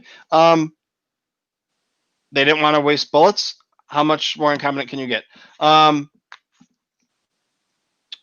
Well, going from just what we knew about in this book before the other certain point of view comes out and we read that, they weren't told to shoot it. They were to scan for life forms. There was no life forms. I'm trying to think. Did they even know to look for droids at that point? No. Yeah. It was somebody hit the ejection button and there was no one there. So what are you going to do? So once again, yeah, we got the story in certain point of view, but there's really I don't know, nothing. Yeah, it's like you don't blow shit up just because you can. Mm-hmm. You follow orders. So it's like, yes, you're right. If someone would have just blown that up, we would have not have this problem. None of the movies would have made. Yeah, I mean, you can say that about almost any major plot point in any movie. If X doesn't happen, then we don't have a movie, right? Mm-hmm. Oh, and before you got on here, Metal Mando, he asked, this is my Star Wars figure that I have. It is awesome. It is the only action figure from the original line that I have. Okay. There might be some at my parents' house or my sister's house in boxes, but nothing that I have with me. I picked it up at New York Comic Con. But yeah, so so that was our list from the guy that doesn't really know anything about anything. You wrote a book. I mean, yeah, I obviously somebody liked it, but I mean, I could write a book. We should write it. All right, we're gonna write a book. Are you good at writing? I have actually, yeah. I have a writing degree, so I hope I'm good. Okay, all right, we're gonna write a book. Okay. We're gonna take his lists that he wrote, the question of what he writes, and we're gonna write our own list. Like, we're gonna take his question, like, who's the 7 biggest boneheads, and we will just use that, but we'll actually make it make sense. It's actually write the books that he wanted to try to write, but didn't. Yeah. Okay.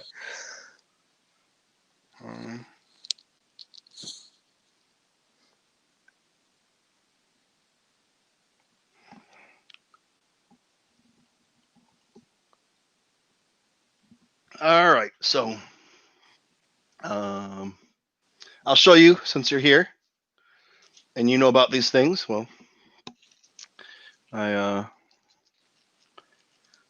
picked up some stickers. Oh, that's awesome. I just started making stickers today, so I haven't even ordered anything yet. But those look really cool. Holocron House. Holocron House. That's gotcha. I always joke. Like, Trevor asked me, he's like, network, what do you mean a network? I was like, yeah, I'm a network of one, dude. I'm a network. It's me with 5 different shows. I just say 10 different shows. I got some tape too. I did see you showing off the tape earlier. That's pretty cool. Yeah, I need to find something. I need to find somebody to do some work for me. Because I want to make, like, the Bacta tank and TooMedToo's Star Wars Network. I want to make those into T-shirts, and I just don't know how it will be, because it's like the droid's over here and the writing's over here, so just kind of, I think it would look kind of weird on a T-shirt. Right. You know what I mean? It needs to be kind of slide over. It needs to slide over and down. Right. And then, like, I wanted to make, like, that sticker that you saw that was a square, or both those. I wanted to make those into round stickers. And I sent those in, and they sent me back the proof, and it's the sticker in the circle, but it's all white, like, in the so they just put the square image in the circle. They put the square in it, and I said, hey, this won't work. Well, one of them they did. The Collecting with X, because I have Collecting with Kylo too. They took that and they were able to blend that or bleed that or whatever the hell they call it, to make it fill the whole thing. And they actually, because it was a going across the square sticker, and they were able to make it work. And I was like, okay, but the other ones they can't do, because it's like, it's yellow or it's red at the top and yellow at the bottom. So the way with the transition in the color, they can't fill that in with it. And the guy that did it for me, I asked him, I sent a message. I haven't heard back from him, So, when I had him doing this stuff, we kind of worked at a really slow pace for it. But it's just Sticker Mule. They'll do like I don't know what the fuck I'm doing, so it didn't really work out. But it's like, so they'll send you like not coupons, but like our sticker of the week or whatever. We're doing like one of these ones, and they're the whatever, I forget what the hell they call them, but like they're they don't have to be square like this. They can be whatever. Like is it die cut? Die cut, yeah. Okay. So if you have a star, they'll make it a star or whatever, and they're more expensive because they're not just square. Yeah. Whatever. Like, well, they did this one for me. This is their die cut one, but it's just a square, so it didn't matter. This one, it's up a little bit high. It's a little lower over here. It's a little bit different. But it's, I think for the die cut, they're, I don't know, like $50 some for 50 of them. That's not bad. That's really and then it's like 40 some, like $30 off for their special or whatever. Okay. So it ended up, I don't remember what it was. It was $40 for the stickers and the tape, and then another $20 some for the other set of stickers. That's but their round ones, I think they were for 3x3, so round stickers. For 50 of them, it was $19.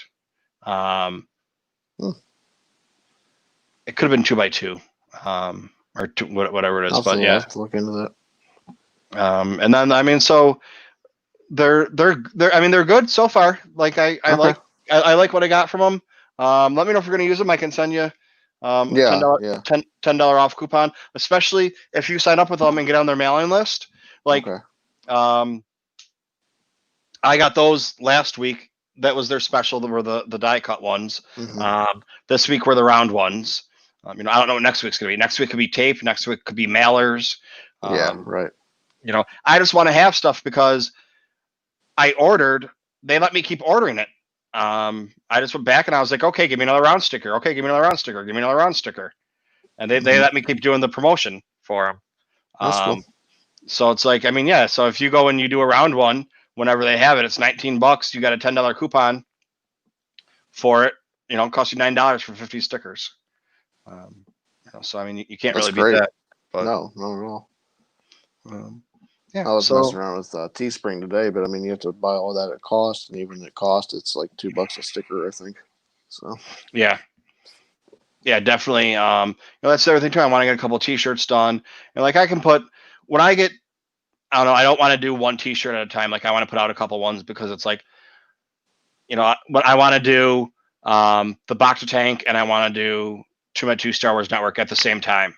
And when I do that, I might as well put the Holocron House on there. I don't know how long, it's, I don't know what the fuck I'm doing. I don't, I'm flying. I'm learning as I go. Yeah. I've been doing it for, I've been doing it for years, and, except for the year I took off, but, anyways, you guys make sure that you're, following, from a certain point of view, on, YouTube or Twitter, and just follow them everywhere. Anywhere you can find it, just put it. just go to Google and Google from a certain point of view. Podcast. That doesn't work. We get buried by the book. I shouldn't have ever been. Yeah. Okay. I should have thought of that before we decided on what if you put podcast on there? Yeah, that usually helps.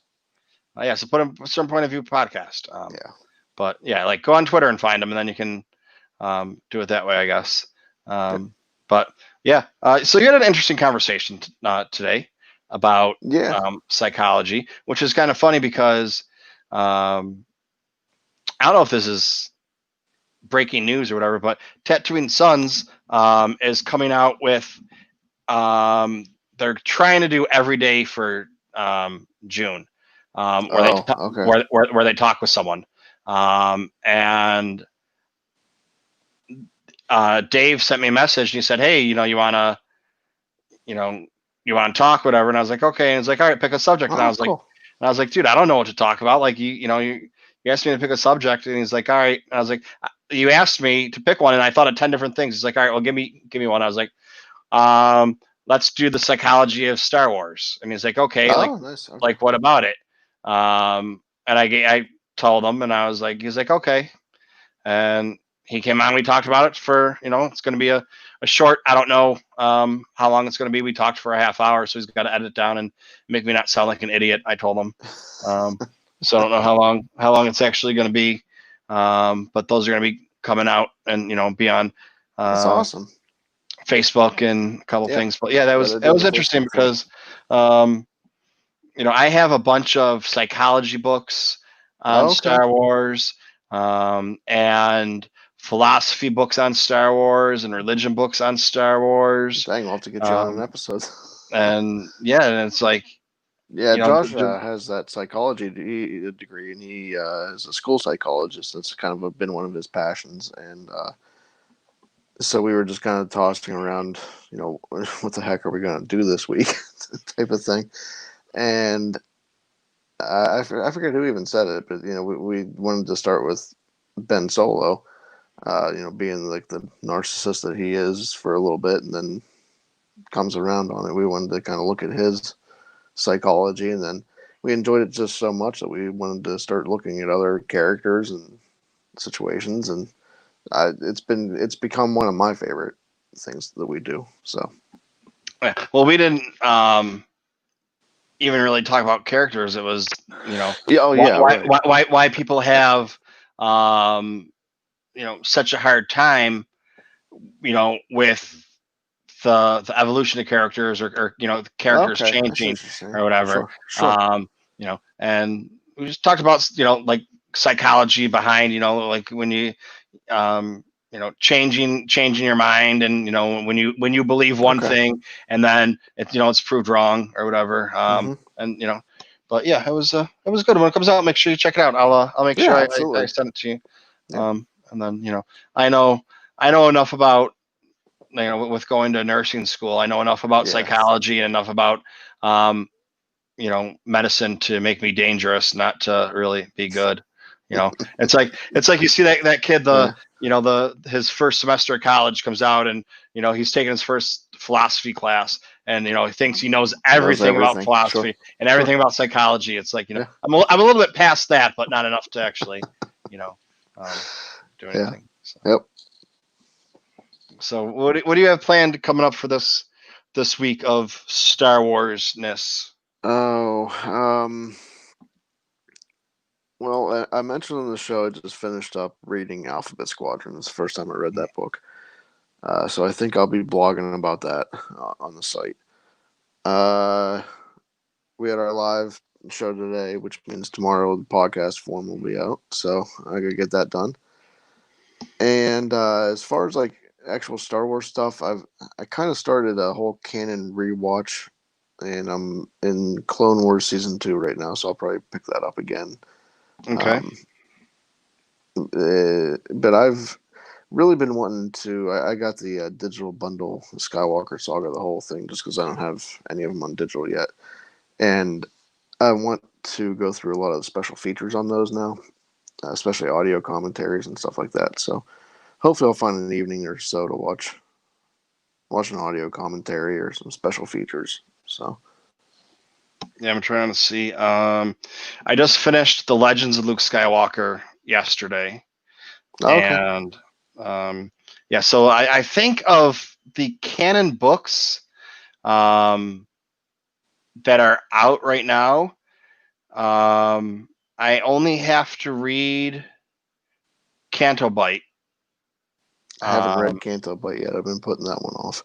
That's I got a couple minutes into it. Part of like the first chapter into it, but I'm rereading right now Queen's Shadow. Yeah, I saw that on Twitter. Yeah, that's a good one. I feel like I need to read it again to refresh my memory on some stuff. Yeah, well, because you have I feel like I read more than that today. Maybe when I play it, it will move me up. Oh yeah. I'm looking here to see how much I've read, because I use Audible, so I read with my ears. Gotcha. I read a chapter of it yesterday, and then I did read another 10 chapters of it today. Okay. So I have 4 hours left, which I'll get that done. Definitely, I'll get that. I don't have to have it done tomorrow, but I'll probably get 2 or 3 hours done tomorrow and have another hour to do on Monday. And then try and go to bed early Monday night, which probably won't happen. So I can get up early and start on Queen's Peril. And I tried to order the book today off of Amazon, and it won't get here till the 15th. Oh man. Or it says is that a COVID delay? I don't know. It says No. well, it says it will ship on their 2-day delivery and will ship now. So it's like, well, if that's why I figured if I ordered it now, being Saturday, it would be in the mail Sunday, and then I'd get it. It would be delivered Tuesday morning. Right. But it's saying the 15th, so I was like, fuck that, dude. Like, I'm not. Yeah, that's kind of crazy. I mean, I already have it ordered on Audible, but I want to have it. I was saying earlier, I want to start like going over the books more and doing more of a review of the books instead of just talking with them. I did well with Johnny Orm from My Star Wars Life Debt a couple months ago, and I really enjoyed that one. But I want to be able to, it's hard for me too because doing the Audible, I'll listen to it while I'm walking the dog or I'm in the shower. On the I mean, I'm not working right now because of COVID, but once we open back up or once the doctors let me go back to work or whatever, so it's like, or I'm listening at work or whatever it is. So it's hard for me to like write notes or whatever. But I figure if I get the book, I can write my notes in the book when I'm at home and then get out of the shower and whatever I listen to or walking the dog, get up and listen to. So it's not and have it there and whatever. But I find that's actually one of the things I enjoy about reading on Kindle. Actually, is just, being able to highlight stuff and then put notes in, and then you can just go into the Amazon account later, and then you can see all the notes that you made. Like even for me, if I rent a book from the library on Kindle, I can highlight the stuff and it saves it. Even if I don't actually own the book, I can just go back and find all my notes and all my highlights, and it's all right there, which is pretty cool. Okay. I'll have to look into that because like I do miss like actually having a physical book, something to put on a shelf. It's just I do kind of miss that, but yeah, I'm starting to run out of room on my. Yeah, that's the other problem. Yeah. Like I have a 7-foot bookcase. Okay. And it's I don't know 40 inches, so it's a little over 3 feet wide. Okay. And that's almost full of. And there's no like novels or anything on it. It's all reference books and art of books and everything like that. So I'm gonna have to figure something out with that because I just got the I'm gonna make a video of it. I opened it up on the Bacta tank the other night. I got the Art of Rebels book. Have you seen that book? I haven't had a chance to look through it, but I've seen it. I've seen some art from it. Have you seen the outside of it yet? Yeah. I'm gonna go grab it now because now I'm happy. I do, because it's beautiful.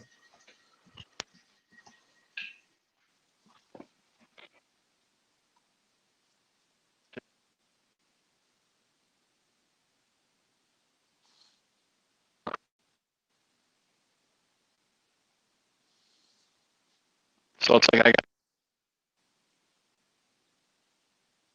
people want me to do the art book instead, so I started doing the art book. And I got to get that done so I can go back to the visual dictionary and then do this. But it takes an hour to do a chapter, and if there's 10 chapters, 15 chapters, that's all right. Good night, I love you. That's a couple of weeks, or a couple of months right there. But all right, so here's the Art of Rebels book. I'm going to make this big for a second. I want to be big. So here's the Art of Rebels book. Try and get so there's no glare. So that's that. But that's not even anything. because I got this guy too. Oh yeah, I saw that. That's so cool. I love it. So tomorrow I'm gonna try and do this. And my buddy Kylo, he's been out of commission for a little while, so I haven't been able to do my collecting with Kylo. But you got really quick, you got those for the inside pictures, and then you got the same picture, but it's just a little different. We talked about this the other day, and I forgot to. The lines are like indented. See, there's okay. So, the line, and I was like, hey, what is it called or whatever, and we were coming up with like embossed, but it's not. I don't know. Whatever. I don't know. It's not really a big deal. But yeah, so those were the two things. So I'm going to try and do that tomorrow. I have an interview with George Mann from ever ago. Like I did this one. I did that interview with him. Okay. I did that interview with him. It's just been sitting there on my computer for fucking 6 months. So I'm gonna try and get that done and put that up, and then I have that book I want to do, and then I got the Wampa that I got the other day. I want to put that up, and I got the first wave of the 40th anniversary Black Series that I want to do and put that up. So I mean, that's because I don't know what's going on with work. I finally I go back to the doctor, but I had an appointment, and they told me it was at the doctor's office appointment, and then the day before they called me and they were like, "Oh, we want to do Zoom." They're like, no, it's a Zoom one, and I was like, no, like it's supposed to be there because I'm supposed to do this. And I'm supposed to. They're like, no, and then like the appointment was at 1, and they called me at like 12 o'clock. They're like, yeah, the person that called you gave you the wrong information. Can you get here at 1? And I was like, nope, like I can't, like. Yeah. I'm in New York City and I got to go catch the train, and it's going to be, I can get there by like 3 o'clock. They're like, well, no, you have to be here by 1. I'm like, well, I can't do it. So they rescheduled it, and the earliest they can get me in is like the 17th of June. Oh. So it's like another, but I got to call every day to see if they have any cancellations. And it's like, cause I don't want to wait that long. So, I mean, who knows, I can go back there and they might say, all right, yeah, go back to work. And then, or I could be off another 3 weeks until if I don't have anything. So I want to try and get as much stuff done, even if I don't get them up online, at least there to go. So every day, a couple days to get something out, but you feeling better, by the way? Yeah, it's, it was did you ever get tested, or did you just, get quarantined? I just got quarantined. Okay. I finally got tested. Okay. I'm waiting to get those test results back. That was a week ago or whatever, but it wasn't the COVID test. It was the antibody test. Gotcha. Which the whole thing about the antibody test though too is, if I test negative for the antibody test, like I don't have the antibodies, it sometimes takes a month for them to build up so that, so if they give you the COVID test and you have the virus, right away. If they do the antibody test, even if you have a negative antibody test, it could still be another month before they show up for whatever levels they need. So even if you have a negative test, it doesn't mean that you were negative. It just means that at the time it wasn't enough. So yeah. Okay.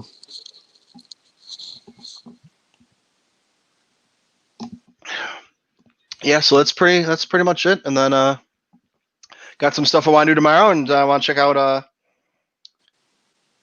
Pizza and Parsecs, and they got a live stream going on. Yeah, they got a live stream going on tomorrow. Yep.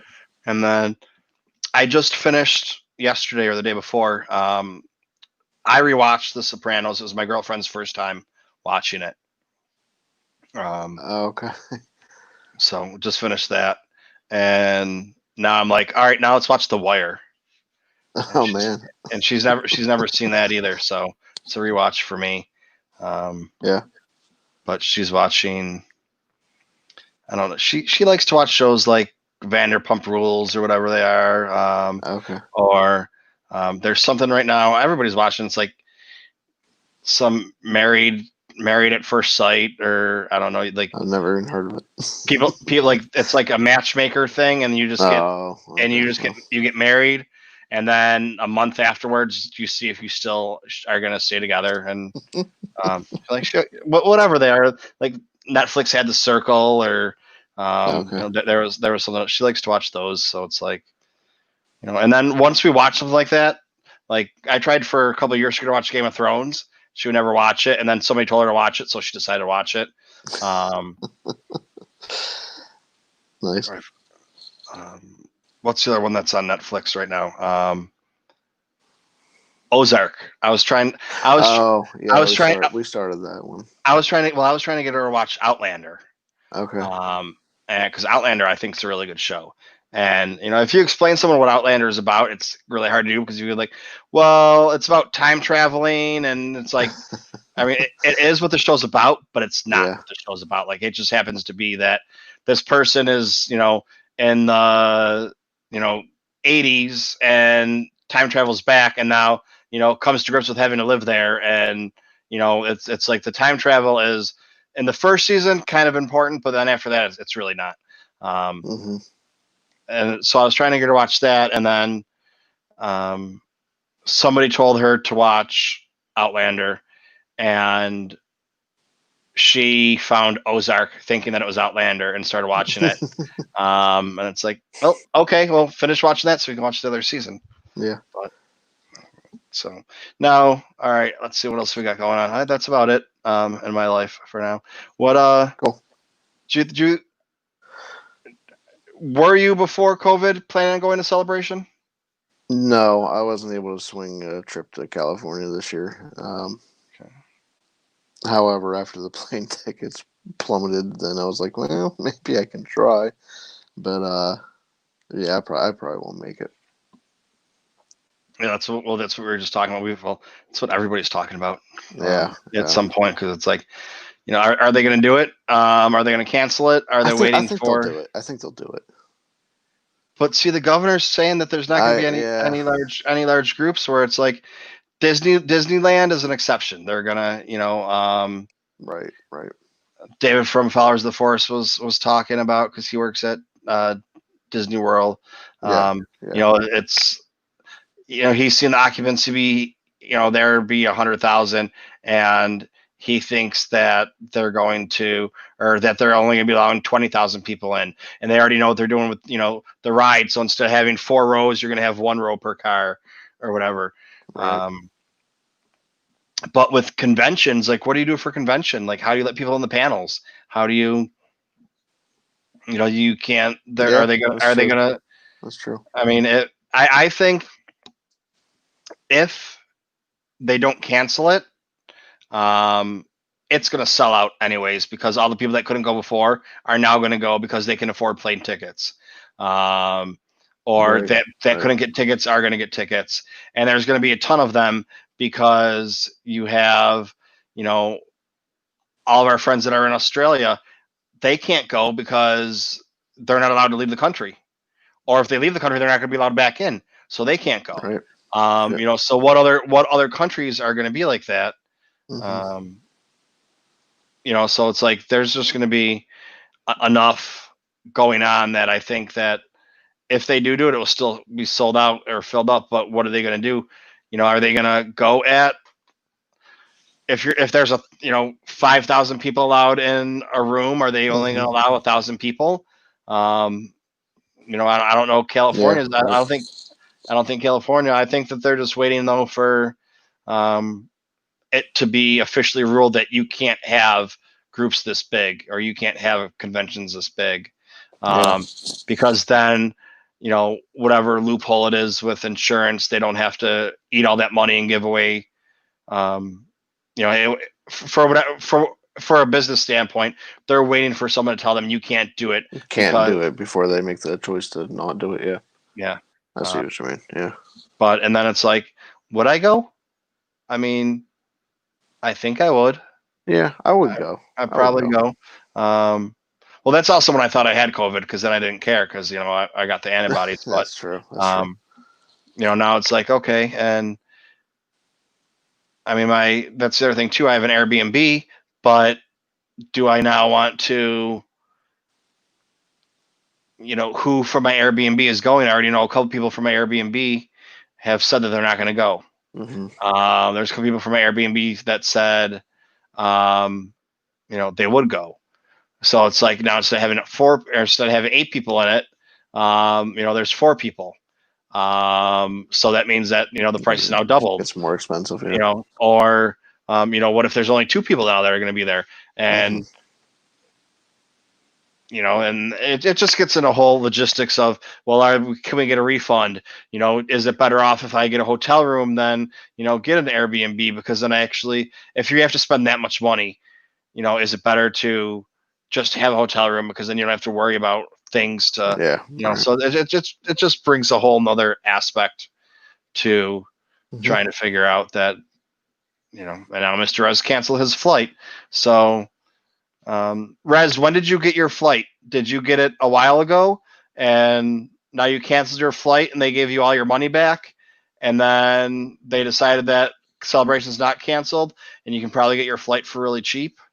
I mean, I didn't buy my tickets yet. I haven't looked at tickets in like 2 months, but my tickets really didn't go down in price that much. Because I'm going from New York City to Anaheim. So it was almost $500. I was like $450 for my ticket. I could go from New York to LA, but that would be like $250. But then you also have to figure in I need to go from LA to Anaheim. So you're renting a car or doing renting a car, or Uber. You're just going to end up paying. Yep. So you're going to end up paying as much money. Right. And once it gets closer, we'll see what happens. And then, it's there's just so many variables. Are they going to do it? I think, I mean, they'll have to. I think they'll have to make a decision in the next couple weeks at max. I don't think you can let this go into July before you decide what to do with your con in August. Yeah. I don't know, man. It's just, I think they just need to postpone it. And I know, of course, then it's when do you postpone it till? And then do they keep it in Anaheim? Do they go, postpone until, okay, you can get in October, and they do it in October. But then you still have the same problem with, people in Australia probably, they've said that for the rest of the year, they're not going to be able to travel out of the country. Or, people aren't being allowed to come back in without a 2-week quarantine. So, I mean, or do you just say, all right, we'll do it next year. We'll do it next April. Do it a full year off. And I think the postponing thing makes the most sense, because probably however it works out with the details, it's postponed. If they cancel it, everybody's got to get their tickets back. Or they give you the option if it's canceled for the next one. Well, I'm just going to roll mine over for the next one.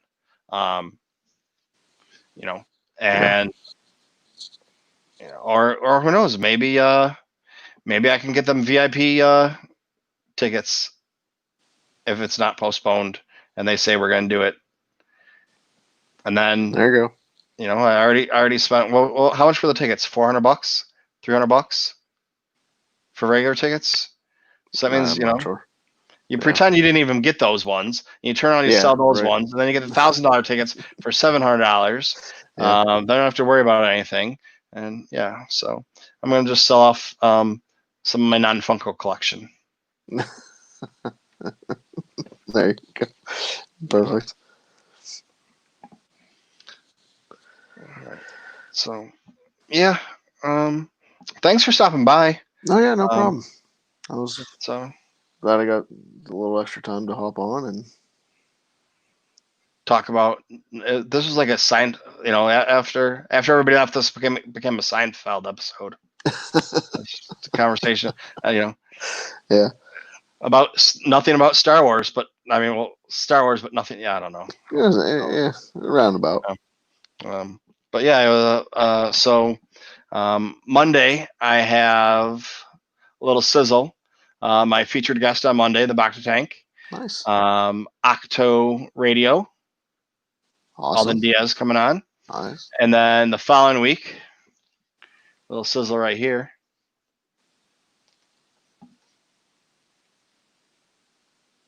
You know these books? I do know them. I don't have any of them, but I know them. Yeah.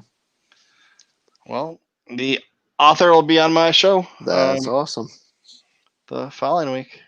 That's awesome. So I got a lot of stuff to do between now and then. I've had these books. I had a great conversation with him at where is it? Oh, nice. Yeah. That's cool. Yeah, and he I think he remembered me, because when I talked to him at Celebration, I was like, hey, whatever. And he lives in New York City too, and he's like, okay, yeah. He's like, oh yeah, that's fine. We'll meet up somewhere, and an interview would be great. That was last October, and I just hadn't gotten around to it, and I was like, oh shit, now. And I was like, hey, because we follow each other on Twitter, and I was like, hey, you said you'd do an interview with me, blah blah. And when I spoke to him, he's like, oh yeah, he's like, it must have been like in between time or downtime or something, because he's like, oh yeah, he's like, we don't even need. He's like, you just set up the interview with me, it's fine. But he's got a new book coming out next month.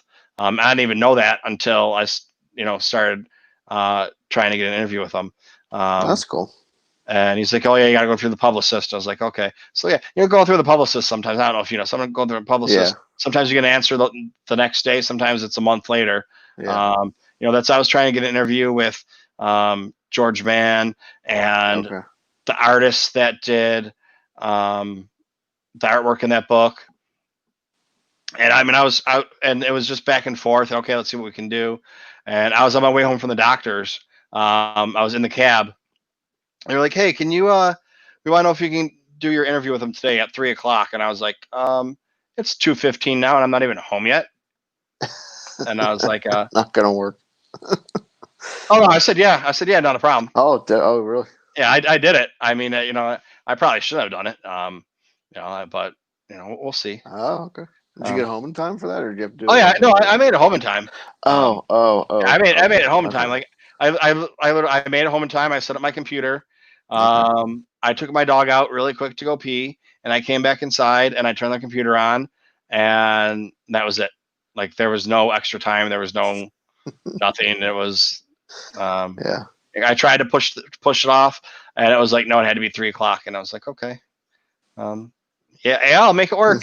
And it just happened to be, if I would hit a couple lights the wrong way or whatever, I would have been late. So I mean, I haven't listened to that interview in months. I haven't listened to it. I was gonna put it up around Christmas time, and I watched it, and then went to go edit it, and I just never edited it. So yeah, I'm a horrible person, man. That's why I want to get it done. His book's coming. He's got another book coming out soon, so I want to get it done.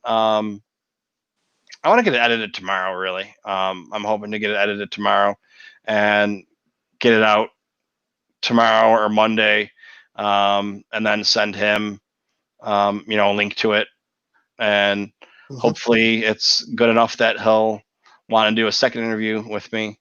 He won't watch us, so I'll just tell him it's been on my Patreon for 6 months, and I'll bring it out, whatever. I mean, yeah, that's what it is. I just need to put it from my Patreon to the real world. So that's what it is. Mr. Ez is a patron of mine.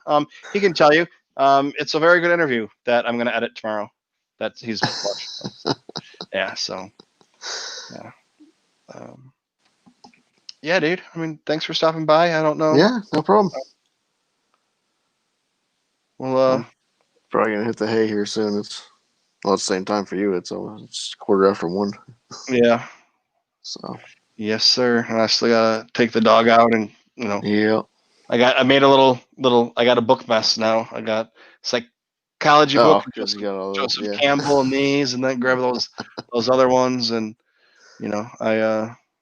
I got to put away my award because I have an award-winning network. I was reprimanded for not having it out, so I was like, well, congratulations. All right. I don't know if it was Andy or Josh was like, you need to have that out all the time. I was like, okay, it will be from now on.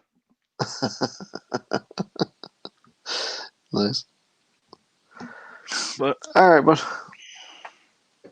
I'm gonna call it a night. All right, man. Thanks for stopping by. Yeah. No problem. We'll do this again. Yeah. Hopefully next time we'll have a little bit more time, and it won't be. Sounds good. It won't be half a sleep time. Hey, let's chat while we're falling asleep. That's about it. Oh man. All right. Well, have a good night. All right, brother. You have a good one. Yeah. All right. Peace. Yeah. So I think that's going to do it for today. Patrick, are you off tomorrow? Holo Chronicles is here. I have the award-winning podcast because of them. Actually, I should rephrase that. I have the award-winning podcast because of you all people. Because they put it to a Twitter vote. They said, hey, Michael has the best podcast to appear on, but let's put it to a vote. And let the Twitter people decide. So we'll pick a couple other ones that are really good too, and see what how it goes down. And the Twitter world decided it was me. I just belched. I don't know if that will show up. I try to keep it quiet, but I forgot my microphone. It's not very. Well, it is sensitive, but it's not very directional. Like if someone is 10 feet away from me talking, it will pick them up. So yeah, I got that interview I need to edit tomorrow. That is part of my plan for the day. I have another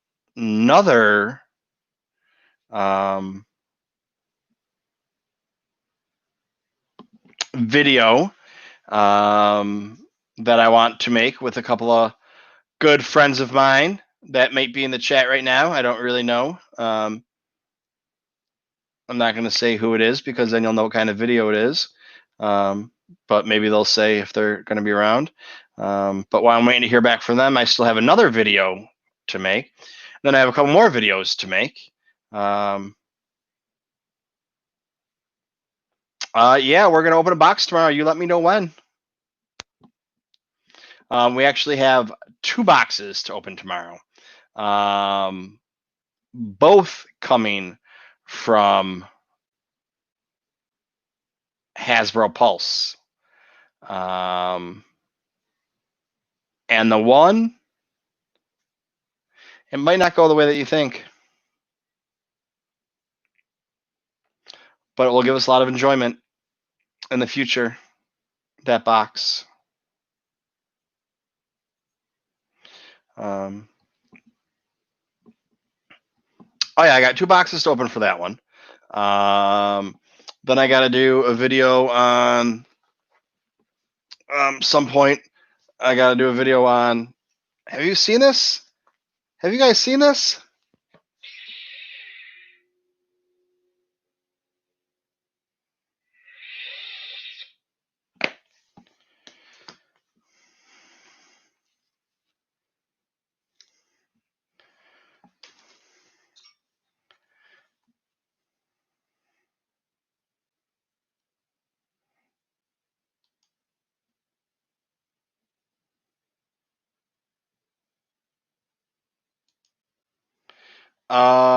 Yeah, it is you guys. Oh, I mean, it's not them. No, why would I ever do anything with them? I just need to know when you guys are going to be available to do it. If not, I got stuff to do all the time. I got a lot of stuff I got to do. It just depends on. I can edit that video while I'm hanging out with Danielle watching TV in the morning while we're watching a Star Wars movie or The Wire. Maybe we can watch The Wire and Star Wars at the same time. But I can get that out and put that up. And then I can get...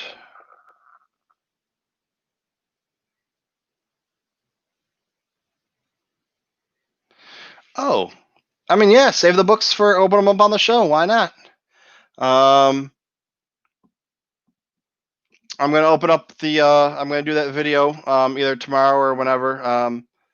The friends that were named nameless that I don't know if they were outing themselves or not outing themselves just now. Have some time to do a quick little video with me for some stuff to open. But then I still have a few other boxes to open.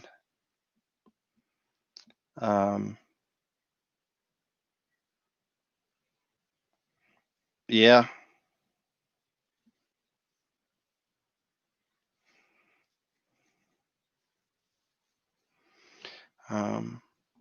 But I think that's going to do it. I mean, I got a lot of, I have a lot of quick videos that I'm going to put out over the next week or so. I got the Rebels art book to do. I think I just named them, but I have that other book that I got, the poster ones that I want to do. And I'm just going to say, here you go. Here's what it looks like. Here are the pages really quick, and then maybe go a little bit more in depth into them at some other point in time. I got the Wampa.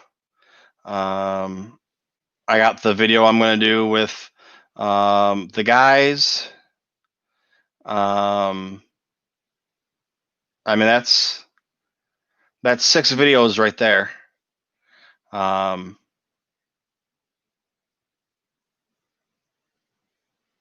Yeah, and I still have a bunch more stuff coming, books and whatnot. So, yeah, we got a lot of content. A lot of content. Give to the Patreon. Give to the Patreon. Who said that? I don't know.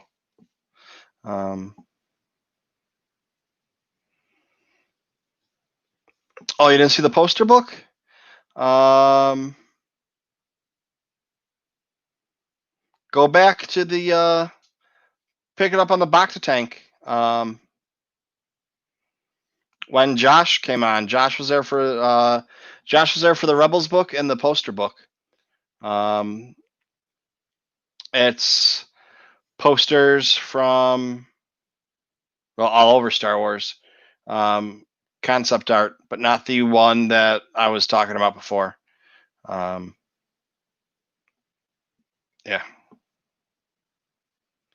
See, Andy's ready to go, man. It's only like 10 o'clock there, so it's like 1:30 here. I've been up since 8 o'clock this morning, I think.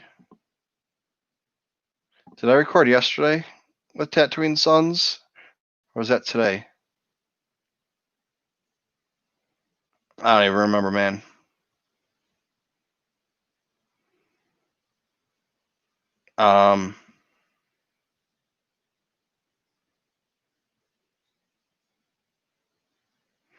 Yeah, Andy, I'll hit you up on Twitter when this is over. Real quick.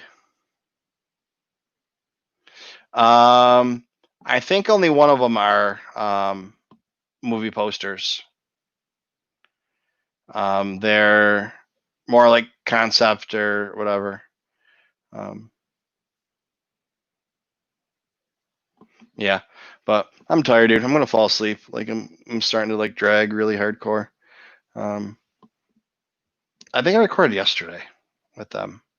I don't remember, but I think I was up at 8 o'clock in the morning yesterday, and I went to bed at fell asleep about 5, and I was up at 8 o'clock today. So yeah. So I guess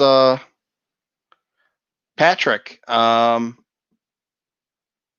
you get home from work tomorrow, go to bed nice and early so you can get up on Monday, and maybe we can do some Art Makes You Smart on Monday. Or I'm just going to have to do it by myself, which is fine. I can do that too. That's what the world comes down to sometimes. But yeah, I just I've been putting some things off waiting for other people, and I just got to go ahead and do them because and I'm a month behind on my calendar. Actually, more than a month behind. I just put on 420 today, and it's 431 now, so I'm a month and 10 days behind. So even if I do 10 days, by the time I get caught up, it's still fucking a week almost. All right, everybody. Thanks for stopping by. Thanks for hanging out. This is a pretty mild Bacta tank.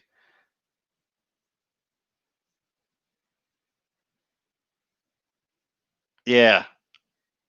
Yeah, Andy, start your stream. Now that I'm gone, I see how you guys are. All right, people. No, thank you for stopping by. Seriously, it was a good time hanging out. I love you guys. May the force be with you. I said good day. Peace.